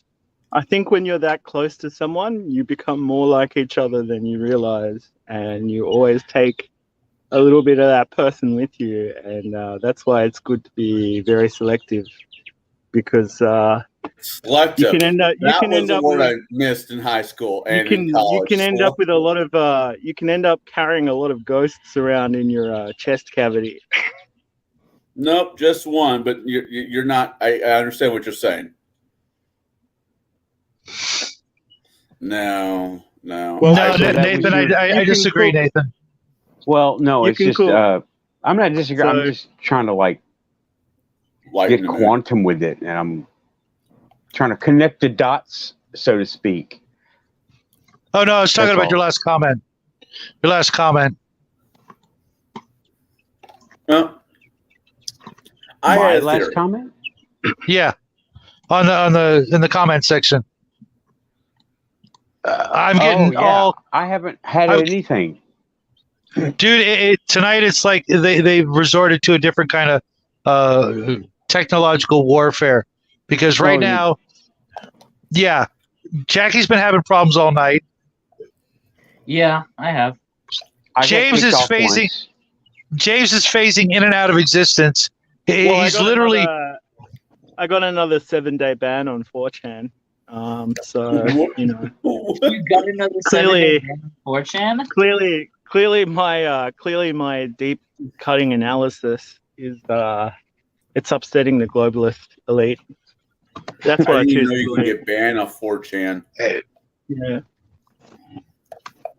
You know what? I got two things for the globalists right now. This one and this one, and they're free. The global libtard menace? I think they should be honest about the shape of the Earth and call themselves cubists. Here's the reason why I'm going to drink tonight, James. I just want you to know that. Yeah, it's called addiction. I do not have that. I had a glass of port the other day, Connell. It was amazing. Ooh. It was amazing, but just one with cheese and crackers. Whackers. It was very Oh, good. geez. Okay. That sounds lovely. It was. I never thought about cheesy crackers with port. Yeah. Oh, But well, yeah. if you do like a nice, God, this is gonna make me sound. Anyways, if you do like a nice Gouda or a smoked Gouda cheese with apples, like a sour Granny Smith apples. And, Yes. I knew there was a reason I still hung out with you. Mm. I cook That for sounds- a living. Yeah. This is why you shouldn't have any problems in the romance department in the future, Connell, because men who can cook are very valued. You know. So I had this theory, and you can say this is slightly quantumness to it. I had this theory when it comes to relationships. When we are born, psychically, we are given a handful of quarters. And we go up to, hold on, hear me out. We go up to a romantic slot machine. And psychically, we put one of these cyclic quarters into the slot machine, and we pull the thing down. Ding, ding, ding, ding, ding, ding, ding. Sometimes you get lemons. Most of high school. Every once in a while, you get a cherry. But the jackpot is the one you're supposed to marry. At least that's in theory. That's always the theory I had. But what happens when you run out of these psychic quarters? When the quantumness says you're done trying to, your wavelengths is no longer being accepted at this casino of mistakes. We wish you to go somewhere else. Connell, I Then realize you reprogram the quantumness and materialize more quarters. That's my Yeah, theory. see. I know he's wrong because I got handed a roll of pennies. with roll of pennies, you're supposed to keep them right here. Nickels are slightly better, but you keep pennies right here. And when somebody messes with you, you're supposed to psychically punch them because there's nothing like breaking change on somebody's face. Connell, from what I gather, the opportunities are many and varied these days. That's all I can say on the matter. Yeah, if especially if you're not transphobic. Oh, okay, right. Well, you know, there's someone for everybody, isn't there? Really, you know. That's the guy. So they say. So they say. Yeah. Maybe maybe I should move back. Maybe I should move to Australia. Maybe. Yeah, we have. There's a beautiful koala waiting for you, I'm pretty sure. impressive. I know. I was already go there.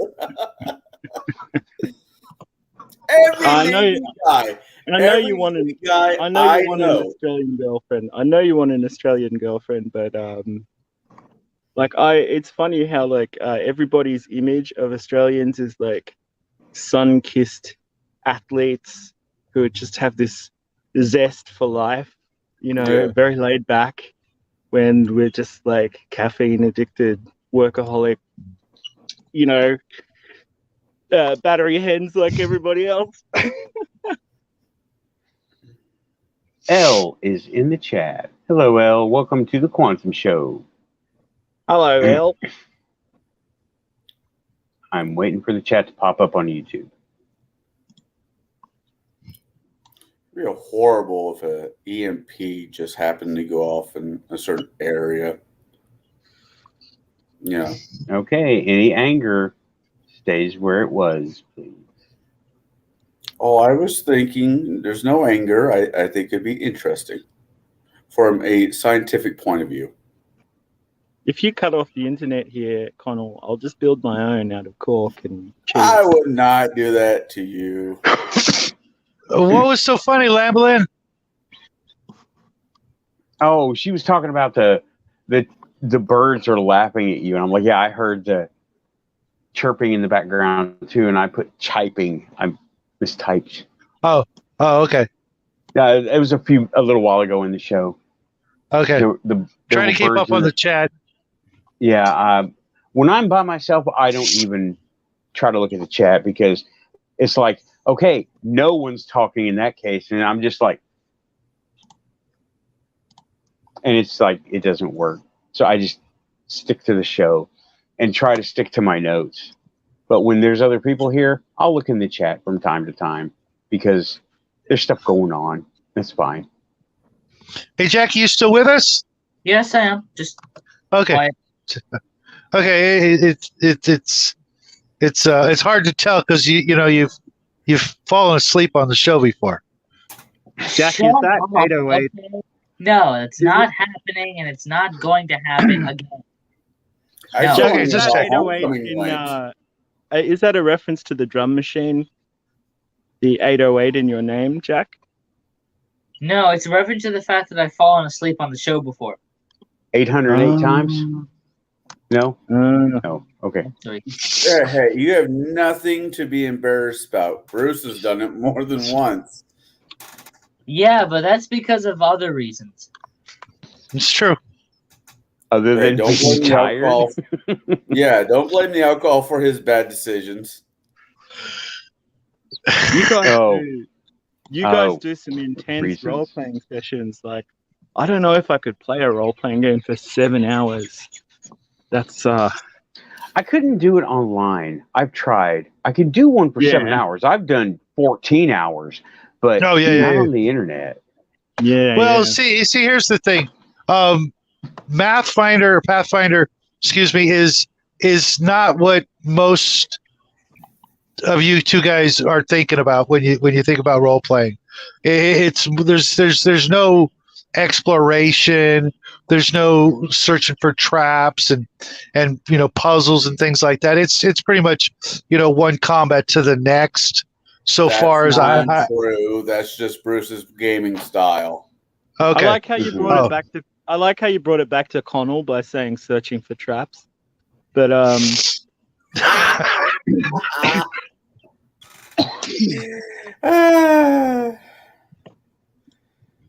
Okay, that's a context I don't have, but that's okay. Let's continue. Yeah, this is what happens when Joe doesn't show up to keep us all in line. Yeah. Because we have to be on our best behavior when he's here. Joe does have a kind of disarming honesty. Gravitas. Yeah, like I made a couple of comments and he was like, "I don't see why that should be," and I was like, "Yeah, I probably should have just." Like, he was right. Yeah, that's one guy I would definitely not want to piss off. You know what I mean? Sure, he may be 1,000 miles away, but I'm sure either through the internet or through his spiritual kung fu, he would just make a grease spot out of me. You just show up outside your house in a wizard's robe like seconds later, like just man, or something would. He that seems like he's got. I'm very interested in his electronics work, actually. Like, I have a few ideas. Yeah, I would wake up and the FBI would be at my door, or the CIA. It would be if it was Joe, it would be the Men in Black. Mm-hmm. They go, we need to give you an eye exam, Shadow. Yeah. As they pull out the syringe. Yep. So me and my brother are playing Grand Theft Auto. There's a reason why I bring this up. And I playing Grand Theft Auto with my brother, and I'm wearing my clothes, and I'm looking all spiffy. My character's looking. What? You don't play in the nude? Oh, dude, that's not how you play Grand Theft Auto. You got to be naked when you play Grand Theft Auto. Everybody knows that. On a bicycle. It's more aerodynamic. Like, anyway, so he's dressed up. I bet he's dressed up. I dressed up. I look at him. I got my headphones on, so my character mouse move, and I point at him by doing little things on the controller. And he's like, "Well," I'm like, "You know what the difference between me and you is?" He's like, "What? I make this look good." Men in Black, never mind. I get it. Dude, You don't want it, but you got it. My younger brother looks strikingly like Jude Law, and he's always cleaned up with the ladies, and I've just had to get the crumbs off the table. Oh, I'm not buying that for a minute, James. I'm sure when you were in your musician phase, he was such a handsome lad, especially when we were younger. Goodness, women would just melt around him. It's quite funny to see.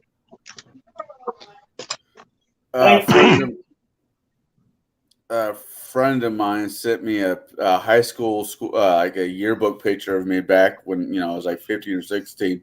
I'm looking at that picture. I'm like, who the fuck is that guy? And he's like, what's wrong? I'm like, I don't even remember being that guy. I don't remember. It's kind of funny. Is the brain shutting off those memories, or that that time in your life, or is it just emotional damage that shuts off that timeline? Because you ever look at an old picture of yourself and you just don't remember yourself. Well, you just don't.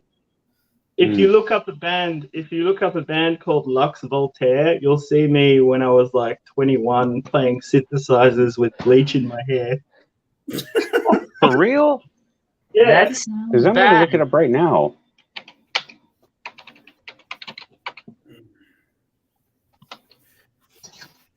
Could time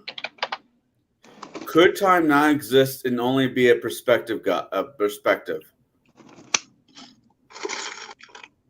does not exist. If we got rid of all the clocks in the world, would time? I mean, granted, time wouldn't exist in the concept of like us measuring entropy, but entropy would exist. Yeah, that's fair. Yeah. Because I've heard stories of guys being locked up, like in a solitary confinement for like weeks, right, or however long they could possibly do it. No clocks, no nothing. They don't know what time of the day is, day, night, whatever. The only thing they can measure is between meals, and even then, you don't know if you're eating breakfast, lunch, or dinner. So at that juncture, you're mentally out of time because you don't know. You just, you're praying that when they push the food through the little slot, you might see a watch. Just something mentally to hang on to. So Well, I think can't. time does. If time is not real, that is the best example of time not being real. Because if you have no way of finding out what time, day or night, if you're in a little cell, what does time mean to you at that juncture? I think people have an internal. I think people have an internal clock, though, of sorts. Like just your natural rhythms. If you really wanted to disrupt someone's sense of that, you put light on them all the time, artificial light too. Yeah.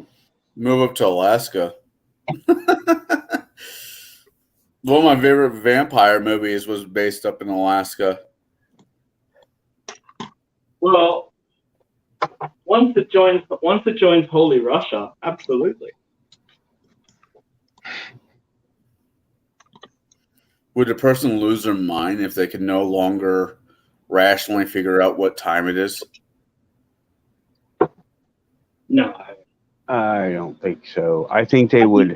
Other things would change. Y'all ever heard of a sensory deprivation tank? Yeah, I've been in one twice. What happened? Yeah. Kind of a weird. I had a really weird experience with one. Let Shadow finish. Go ahead, Shadow.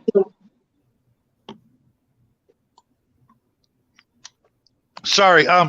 My thing was on the perception of time. Yep. I suppose if you have like I don't want to say a weak mind, but I just did. If you have, some sort of,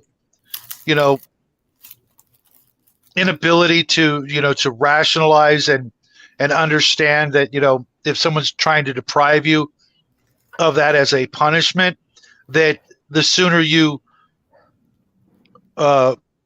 succumb to what they're trying to do, the sooner they win. We breathe in and out, thousands of times a day. Our heart beats. We can feel those things within ourselves. We blink. Time is going on, whether we, know it or not, to a certain extent. And it's energy is being transferred. Matter is breaking down. The fabric of the universe. Exactly. Like all that stuff. Expanding Exactly. and contracting. Even the changes in air pressure around you would probably. Right. I think he was talking about. I think I could be reading more into this, but I think Connell was talking more about the people who say, that time is an illusion, and scientists are trying to prove that. Then I'm like, yeah. Good luck with that. We could. I think the physical world is in movement too much for that to be the case, and I think that because so much of that movement is cyclical and mutually interdependent in terms of seasons and crops and insects and all of that. It's hard not to see time as being like the abstract concept that we put onto that process. But, what other word can you use,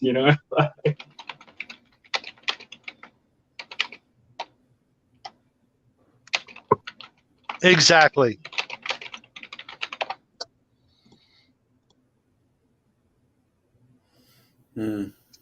But to answer your question there, Nathan, yes, I've been in twice for therapy.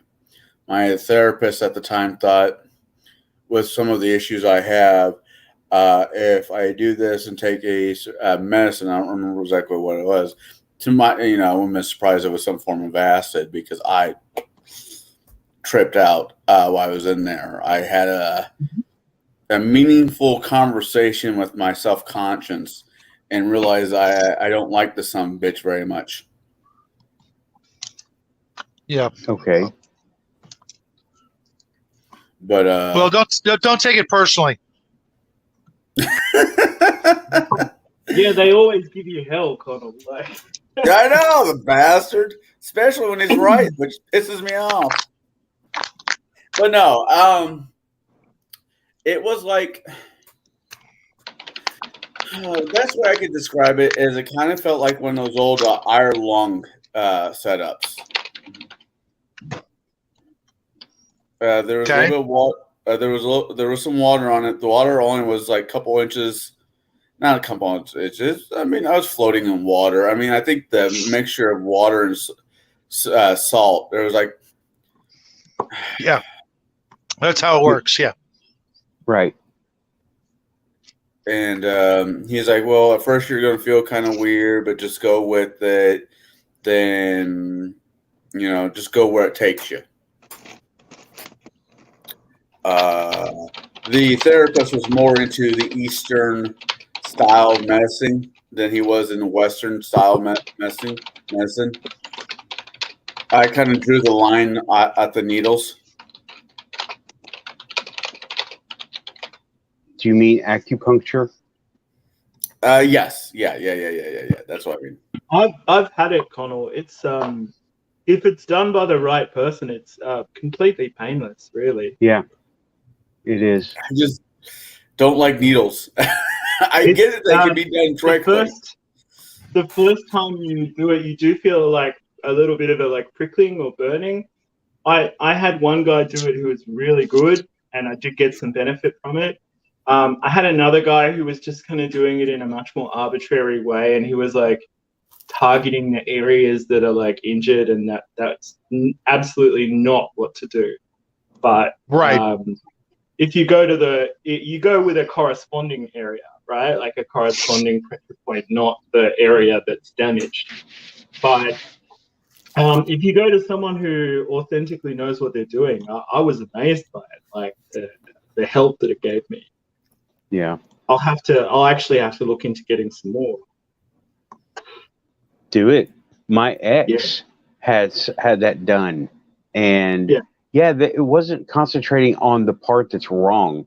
It's all about the way it was explained to me was moving the energies around somewhere else and attracting them somewhere else, pushing them around to where there's a defect in one, you pull it over to the other and it causes a flow. Yeah. And the flow is what heals you. I was honestly amazed by it. I mean, I had hypnotherapy for smoking once, actually, which is another kind of thing that might be regarded as out there. But I quit successfully very easily and for a long time. It was only really years later that I started again. Mm-hmm. That was something else he tried, and it just didn't take. Well, yeah, you've got to really relax and open your mind. Yeah, me relaxing doesn't really happen. You have to kind of want it. You have to want it to work, and that's a big part of it. But it did make it a lot easier for me. I might actually revisit the idea because smoking is expensive. I don't know. Yeah, like I said, relaxing has never exactly been one of my strong suits.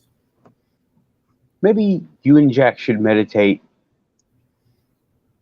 A few deep breaths. Listen to your heartbeat.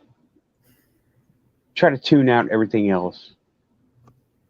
Clear your mind for a couple of minutes. You might see a big black blob. Who knows? Listen to some ambient music. Burn a scented candle. Run away to the circus. Actually, just do the I would love to run away to the circus when I was about 15. That sounds amazing to me. Well, I remember seeing the Moscow circus, and that was one of the earliest moments where, I was just really, I was quite young, but I realized, wow, the women presenting this are so beautiful. These are the most beautiful women I've ever seen in my life. I wasn't really paying much attention to the animals at all. Great. Yeah, shoveling elephant shit until I was 21 does not sound like a life path I would recommend. Damn. Okay. Because that's what you're going to do. You join the circus. I mean, unless you've got some fantastical skill, you know what I mean? That's what you're going to be doing. You're going to be, Just remember, even on Barsoom, someone has that job or the equivalent of that job. I'm pretty good at doing cold reads if I really wanted to. Cold reads? Yeah. It's the you know the term cold reads, right? Yeah. Yeah. No, thank you, Amazing Connell. Hey. It was a fun trick that my uncle showed me. Well, great uncle. Yeah, I'm getting a C name. Does anybody in the crowd have a C? Yeah, that's a cold reading. No, that's not how you do it. It's hot. Yeah, no, you go. I know how it's done. Has anybody recently had somebody in their family died? Well, yeah. Does anybody out there have a sister? Yeah, no, that's just being dumb. That's just I don't. Anybody who does my uncle, well, great uncle, Robert. No, I'll go with Robert. Was really good at it. He could tell you stuff that I don't know, he was just really good. He also was the same uncle who taught me how to hotwire cars and pick locks. And glue mirrors to the tops of your shoes? No. Okay, because I had that uncle too. My grandma would have killed me for that one.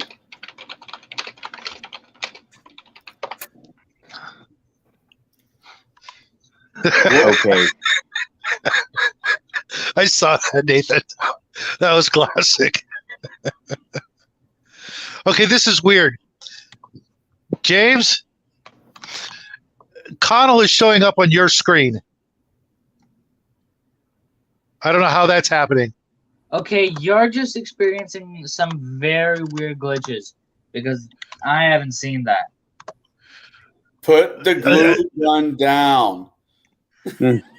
It's not that kind of glue. Stop sniffing it. Fucking James. It's still happening. Jack, you got to come in here and sit. That was so weird. It's not on my end. Everyone is where they ought to be. It's just flashing. Wrong. James told me if I found a way to Ireland, James, if I could find a way to Australia, he'd put me up for however long.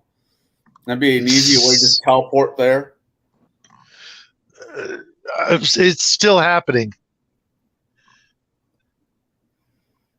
Is that XPS foam and seashells? I doubt it. The James has got, is that XPS foam and seashells? Or is that an eyeball? That was an eyeball. Where's your girlfriend? In the fridge.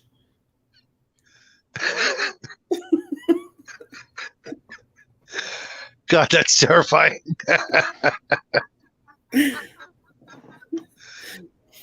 I heard laughing off screen.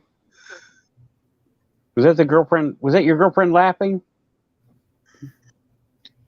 Yeah. I heard laughing off screen. We're not all murderers in Australia, you know.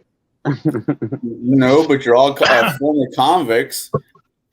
That is just the worst, most statistically inaccurate. You know, no. No, that's not what the British sent over there. Yeah, for like the first 20 years. But countries 200 years old.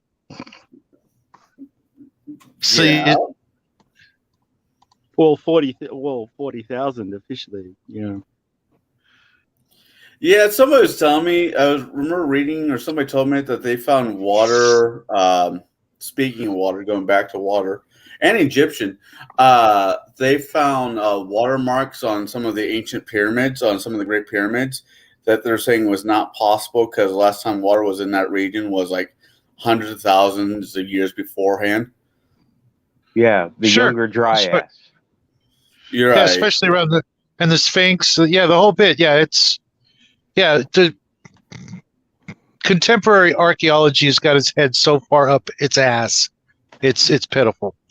Oh, that Napoleon didn't freaking help. Hey, let's put some cannonballs down the line and see what we can shoot at. Yeah. Yep. Notaliens.com. Jared Phillips. He talks all about it. It wasn't aliens. It was worse. It's us. And yeah.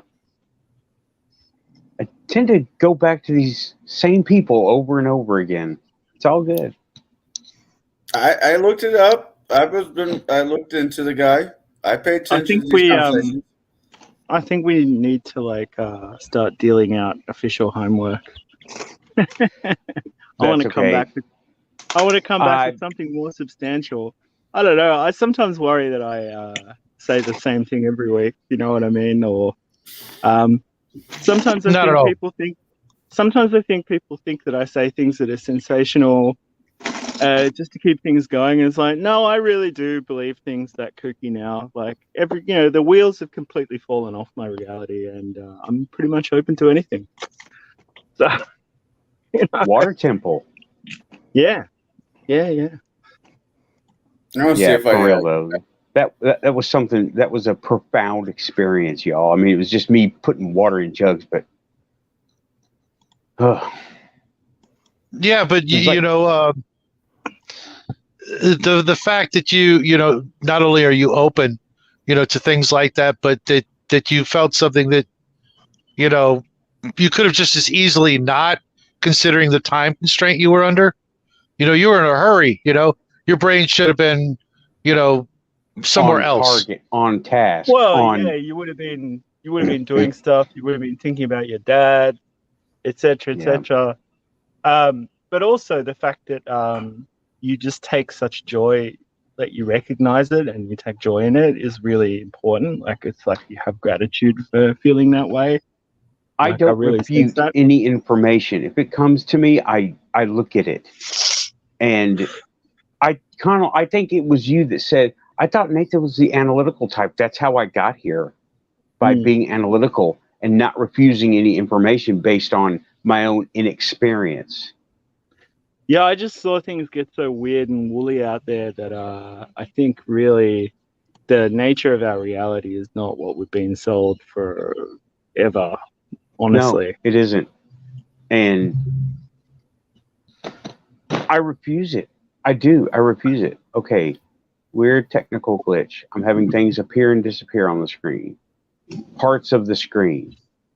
Okay. That's weird. It might have been me.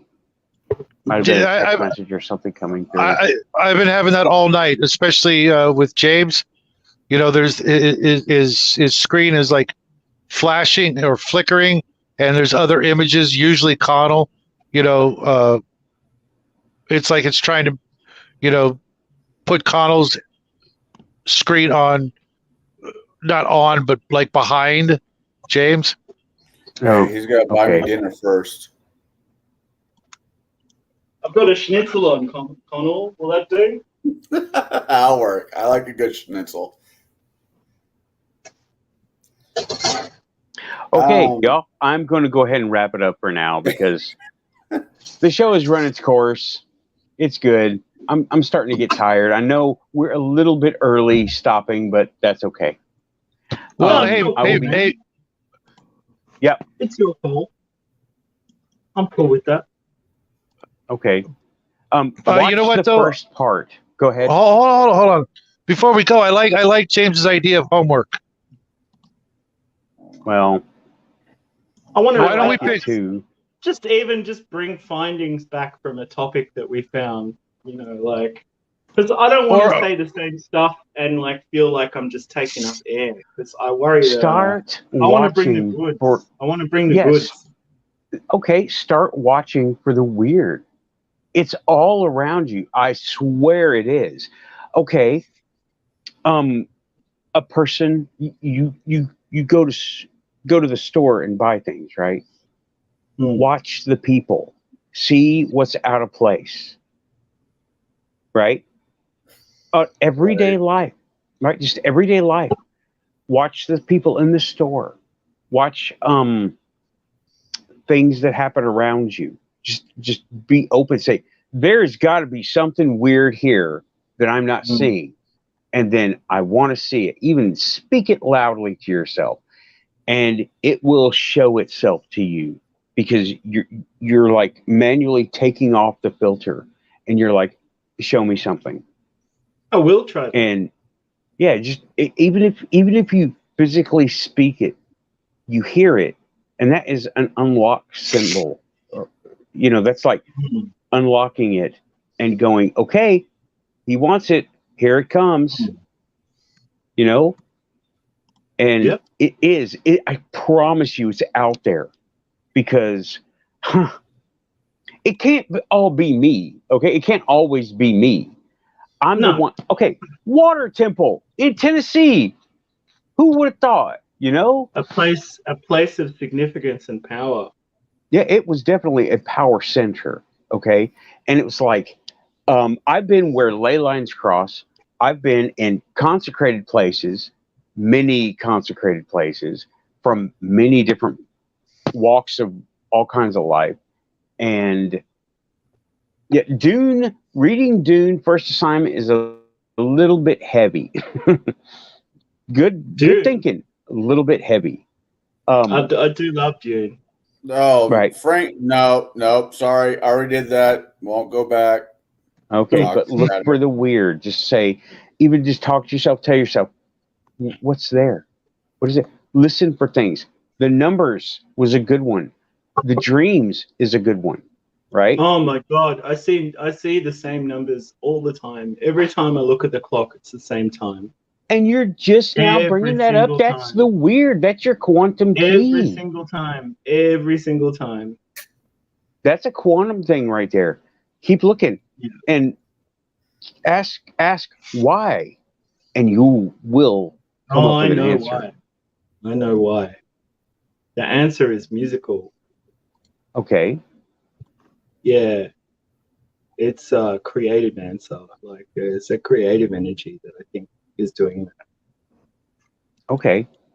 Well, then pick up a paper and pencil or something and sketch it. Well, yeah. Just sketch it. You don't even have to show it to me. Show it to you. Like I told Jack earlier, he was seeing this entity. I'm like, okay. Well, yeah, sketch it out. I definitely want to hear about the progress of that situation. Sure. Sounds interesting. Yeah, absolutely. Absolutely. Yeah. I mean, be open to it, because it's going to be there, and it'll work with you or work against you. Yeah. Go ahead and make friends. Why not? But don't be afraid. I mean, it's hard to not be afraid, but don't be afraid. I tried. Justin Farrar is saying God can speak from numbers or consistency. Correct. Yeah. That's your there's view? There's definitely something fractal going on in my life right now. Fractal. Okay. No, then you get the divine radiance you find all over nature. True. Oh, I haven't had a chance to do this all show. One. There it is. Right there. Quantum. All right, boys. It's been a good one. Okay. It's been nice seeing you again. See you guys. No testing here. Oh, well, okay. Oh, see you later, James. Bye. Yeah. I hope to see you soon. Not just next Saturday. He really is my favorite Australian. To be fair, I don't know if I know any other Australian. So he's really. Yeah, I wanted to pick see if we couldn't pick a topic for next week, especially since it's right before Halloween. That would be make for an interesting show. Next week is supposed to be when the veil is supposedly at the thinnest. Oh, that's all this time. Yeah. More people have come to me with weird stories than at any point in time. Right, Like previously to recently, not just this year, ever. So anyway, or it might just be me. See, that's quantum. It could just be me. But yeah, Justin Farrar, you're coming in. It's the end of the show. I'm sorry. I would have had you come on, Yeah. But that's okay. Another day. I'll We'll be here doing next this Saturday. next week. Yeah. We'll be here next week. And okay, you're 3. It's awesome. Okay, I don't understand, but that's all right. So yeah, this was good. And just open yourself. Let it happen. Let yourself see it. If you don't see anything, okay. But don't close it off. Because it's there, I guarantee you. In the most mundane of things, you can see the most magical of things, water. Water's I a mean, biggie, dude. Water's a real big one. huge. And it's like, when I ran across this place, it was like, I didn't even notice. No, it knew it existed until I watched a TikTok video. There's this guy, Lando ELP I've already tagged him in the other. I think I did. Yeah, I did. I tagged him in the other part, and yeah, he went there and he showed it, and I was like, that's local. I want to go there, and I had my dad's reasons, right? Mm-hmm. So yeah, and that place was it was so filled with strong yet subtle energy. It was just so cool. I want to go back. I want to camp there, but I'm not going to do that. That would be weird. Yeah. Well, there's a couple. Shouldn't say couple. I think there's one Mineral Springs place here in Illinois that I'm going to look into. Next time I'm in good old Tennessee, I'll definitely have to try to see if I can make my way out to New Market and check that place out.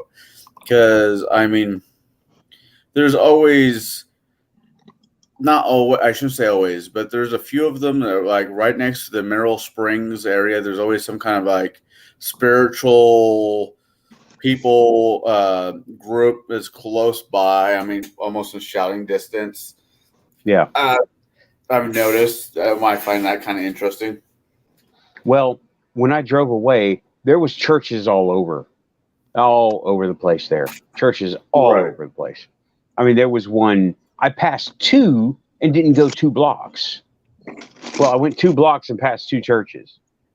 So, yeah, there's definitely something there. And, but okay, yeah.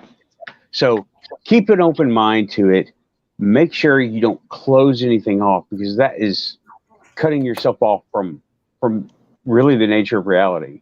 And it's there. My buddy with the ghost, he knows it's there. He had cut himself off. He was telling me today, he cut himself off doing the right thing to do. And here it is, in his face, literally. It is in his face. And circumstances not considering, right? It's still in his face. And he is ill-equipped to deal with this. He called me angry or upset and pissed off. Where can I get some black magic? I'm like, no, dude, no. I'm gonna send this thing straight to hell. I'm like, no, I'm no. That's not how it works. No, and he did ask me. Part of the conversation later was, okay, would sage or holy water or anything hurt him? I'm like, no, he's not a dark side spirit. He's a person that is misplaced. He's not haunting you. He is, but he's not like a demon or someone who is turned into like a total dark sider. He isn't. Right. And The he's his sage- friend. He's Yeah, his the friend. sage. Right. This is someone you know. And there's been. Well, I told you there's been more. Connell, you weren't here for this one. Communications through the TV set. I told him light a can, or he starts to light a cigarette. Cigarettes won't help you. And he goes to take a drink of something. Drinking won't help you. I tell him to light a candle. Candles won't help you. And he comes back, and I get on voice. Right? I forgot to throw that in there. I said I was talking to him myself before he took me off of voice, and he goes to my friend, Nathan's not going to help you. I'm like, oh, I'm named now. Don't bring me in this. This is not my rodeo. That Yep. was He's something like just that. got to do the right thing. And Yeah, he's trying to just get out of doing the right thing because, there's, monetary consequences. That's the main thing, monetary. But oh man, Normally, you can have. I mean, I don't know if they charge. I know the priest my grandparents went to once, maybe every couple of years, didn't charge, but just to come home to have a priest come over, a Catholic priest, because I'm Catholic, but come in and just do a blessing on the house.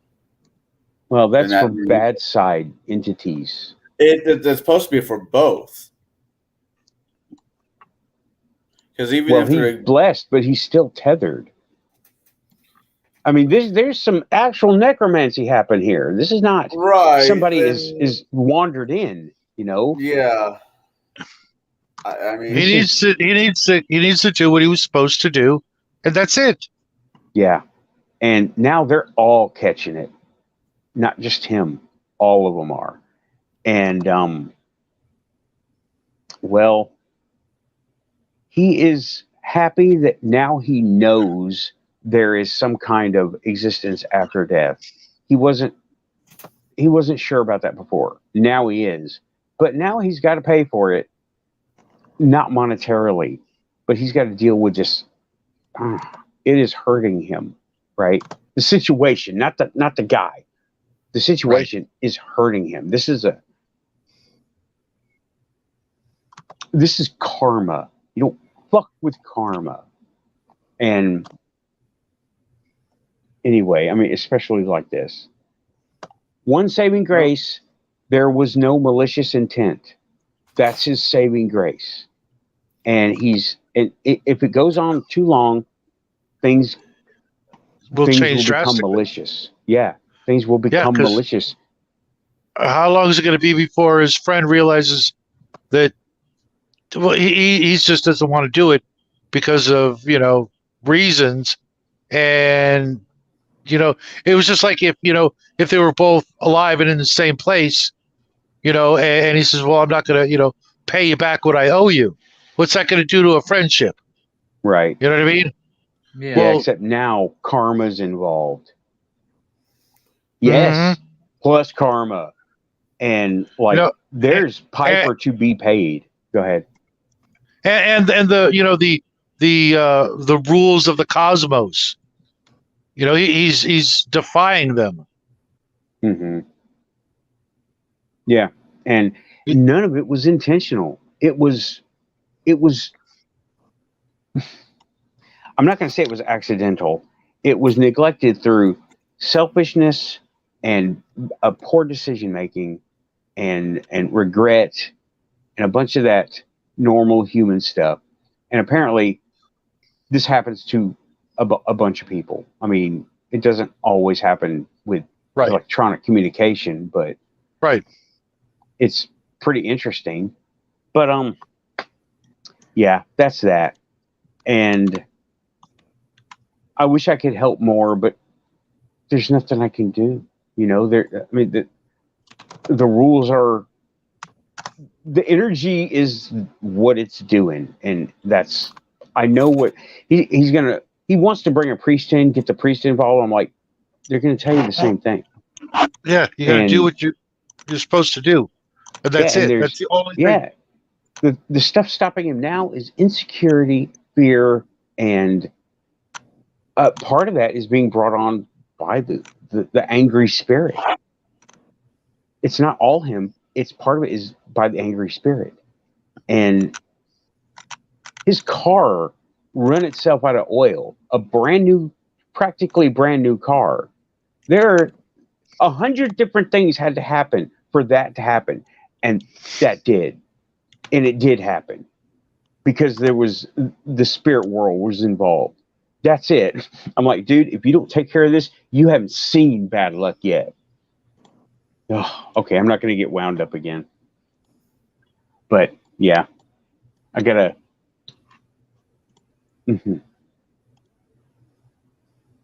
And yes, alrighty then. That's the Quantum Show. That's a good outro. I like that. Static. Sorry, I was trying to catch up on chat. No problem. So, but yeah, it was a good show. Oops, yeah. Someone's phone's ringing. You all have a good see you evening. guys. I'm gonna take off. Hope to. It's the girl. I guarantee you. Yeah, at this hour, it better be. Okay. Well, y'all, this has been good. I'm glad that I got to tell y'all. This is, me telling y'all about the weird stuff happening with me. It could happen with anybody. I don't know. I've been blessed, cursed enough to be able to recognize it. And I am loving it. I said it. I'm all the way down this crazy rabbit hole. I don't even care who thinks I'm crazy anymore. Well, not us. Or we wouldn't be here. They don't care about me we're at work either. No, I mean that's why we're here. To share these things, to learn from one another, and hopefully help some other people out along the way. Who knows? You never know who's actually in. Watching the show while we're doing this live, and sometimes people might be watching and or just listening, so to speak, and maybe one of these days, someone will be listening and we'll hear something, and maybe we'll help them out that way. My son, I'm sure he's going to take to heart everything you and James said about his situation, and I'll keep my eyes open for that situation as well. And I haven't really been paying attention to anything being here at the house, Right. like that. But I'm gonna start opening myself up to that instead of just the things I've been doing, and hopefully my own experiments, like we talked about before, will provide some answers, that smoking gun. I mean, even though I say that, I have a lot of the answers I'm already looking for. And Right. sometimes, we just have to, Yeah, I have been accept reading. those answers. Yeah, I have been reading, and I tried to get through it, but I'm still reading it. Right. I paused on the McGonagall book. Yeah. The Russell Targ book. I've got it over here. I said it somewhere. I have been reading. I'm not through it yet, but I paused on the other book because I want to, be on track with you on that book, since, I hadn't read it. So I'll get through it. I just haven't finished it yet. Just not yet. I'm still in the introduction and parts, just because the it's 50-page intro. Oh, what is that? I know. I just want to get to the the instruction manual, not the the Not credits. how cool is it? Mm-hmm. Yeah. I'll be the judge of that. If I have results, then cool. If not, I will find another book or find another series of videos or someone like that, on YouTube or whatever. But I don't put too much credence into some of the videos I've watched before, and a lot of times they just put me to sleep. So Yeah.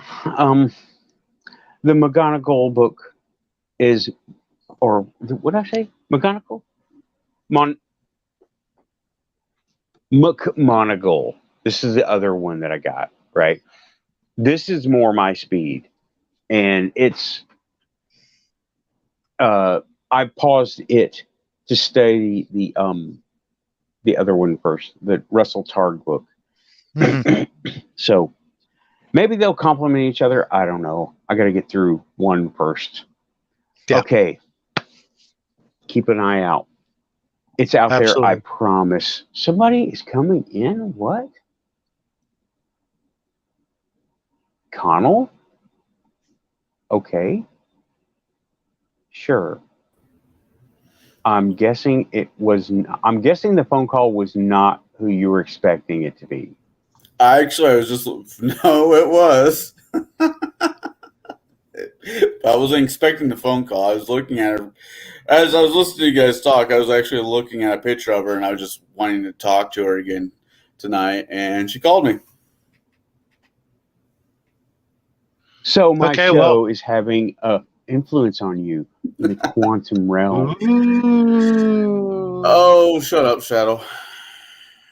What? Never.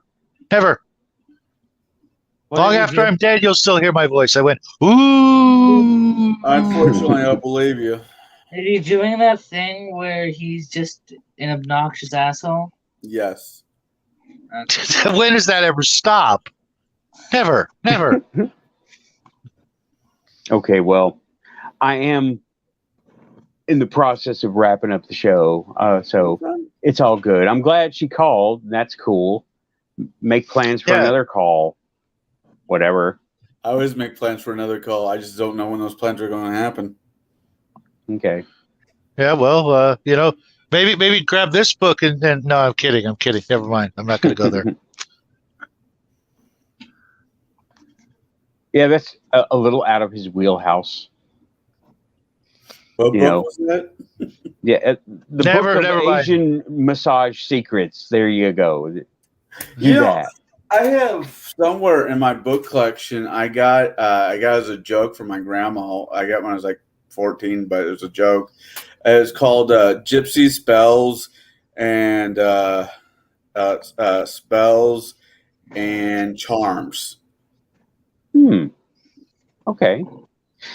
I might pick up a mainstreamer's Muggle book to Magic and bring it on for review. We might have to compare notes. Just stuff. I mean, I saw books on stuff at Five Below, and I'm like, how mainstream consumer Muggle can you get than Five Below? So I might pick one of those up just for, see, what is the mainstream doing with the quantum? What do they think about all this crap? Because I'm like delving into like elemental temples and spirit inhabitations and freaking all this stuff.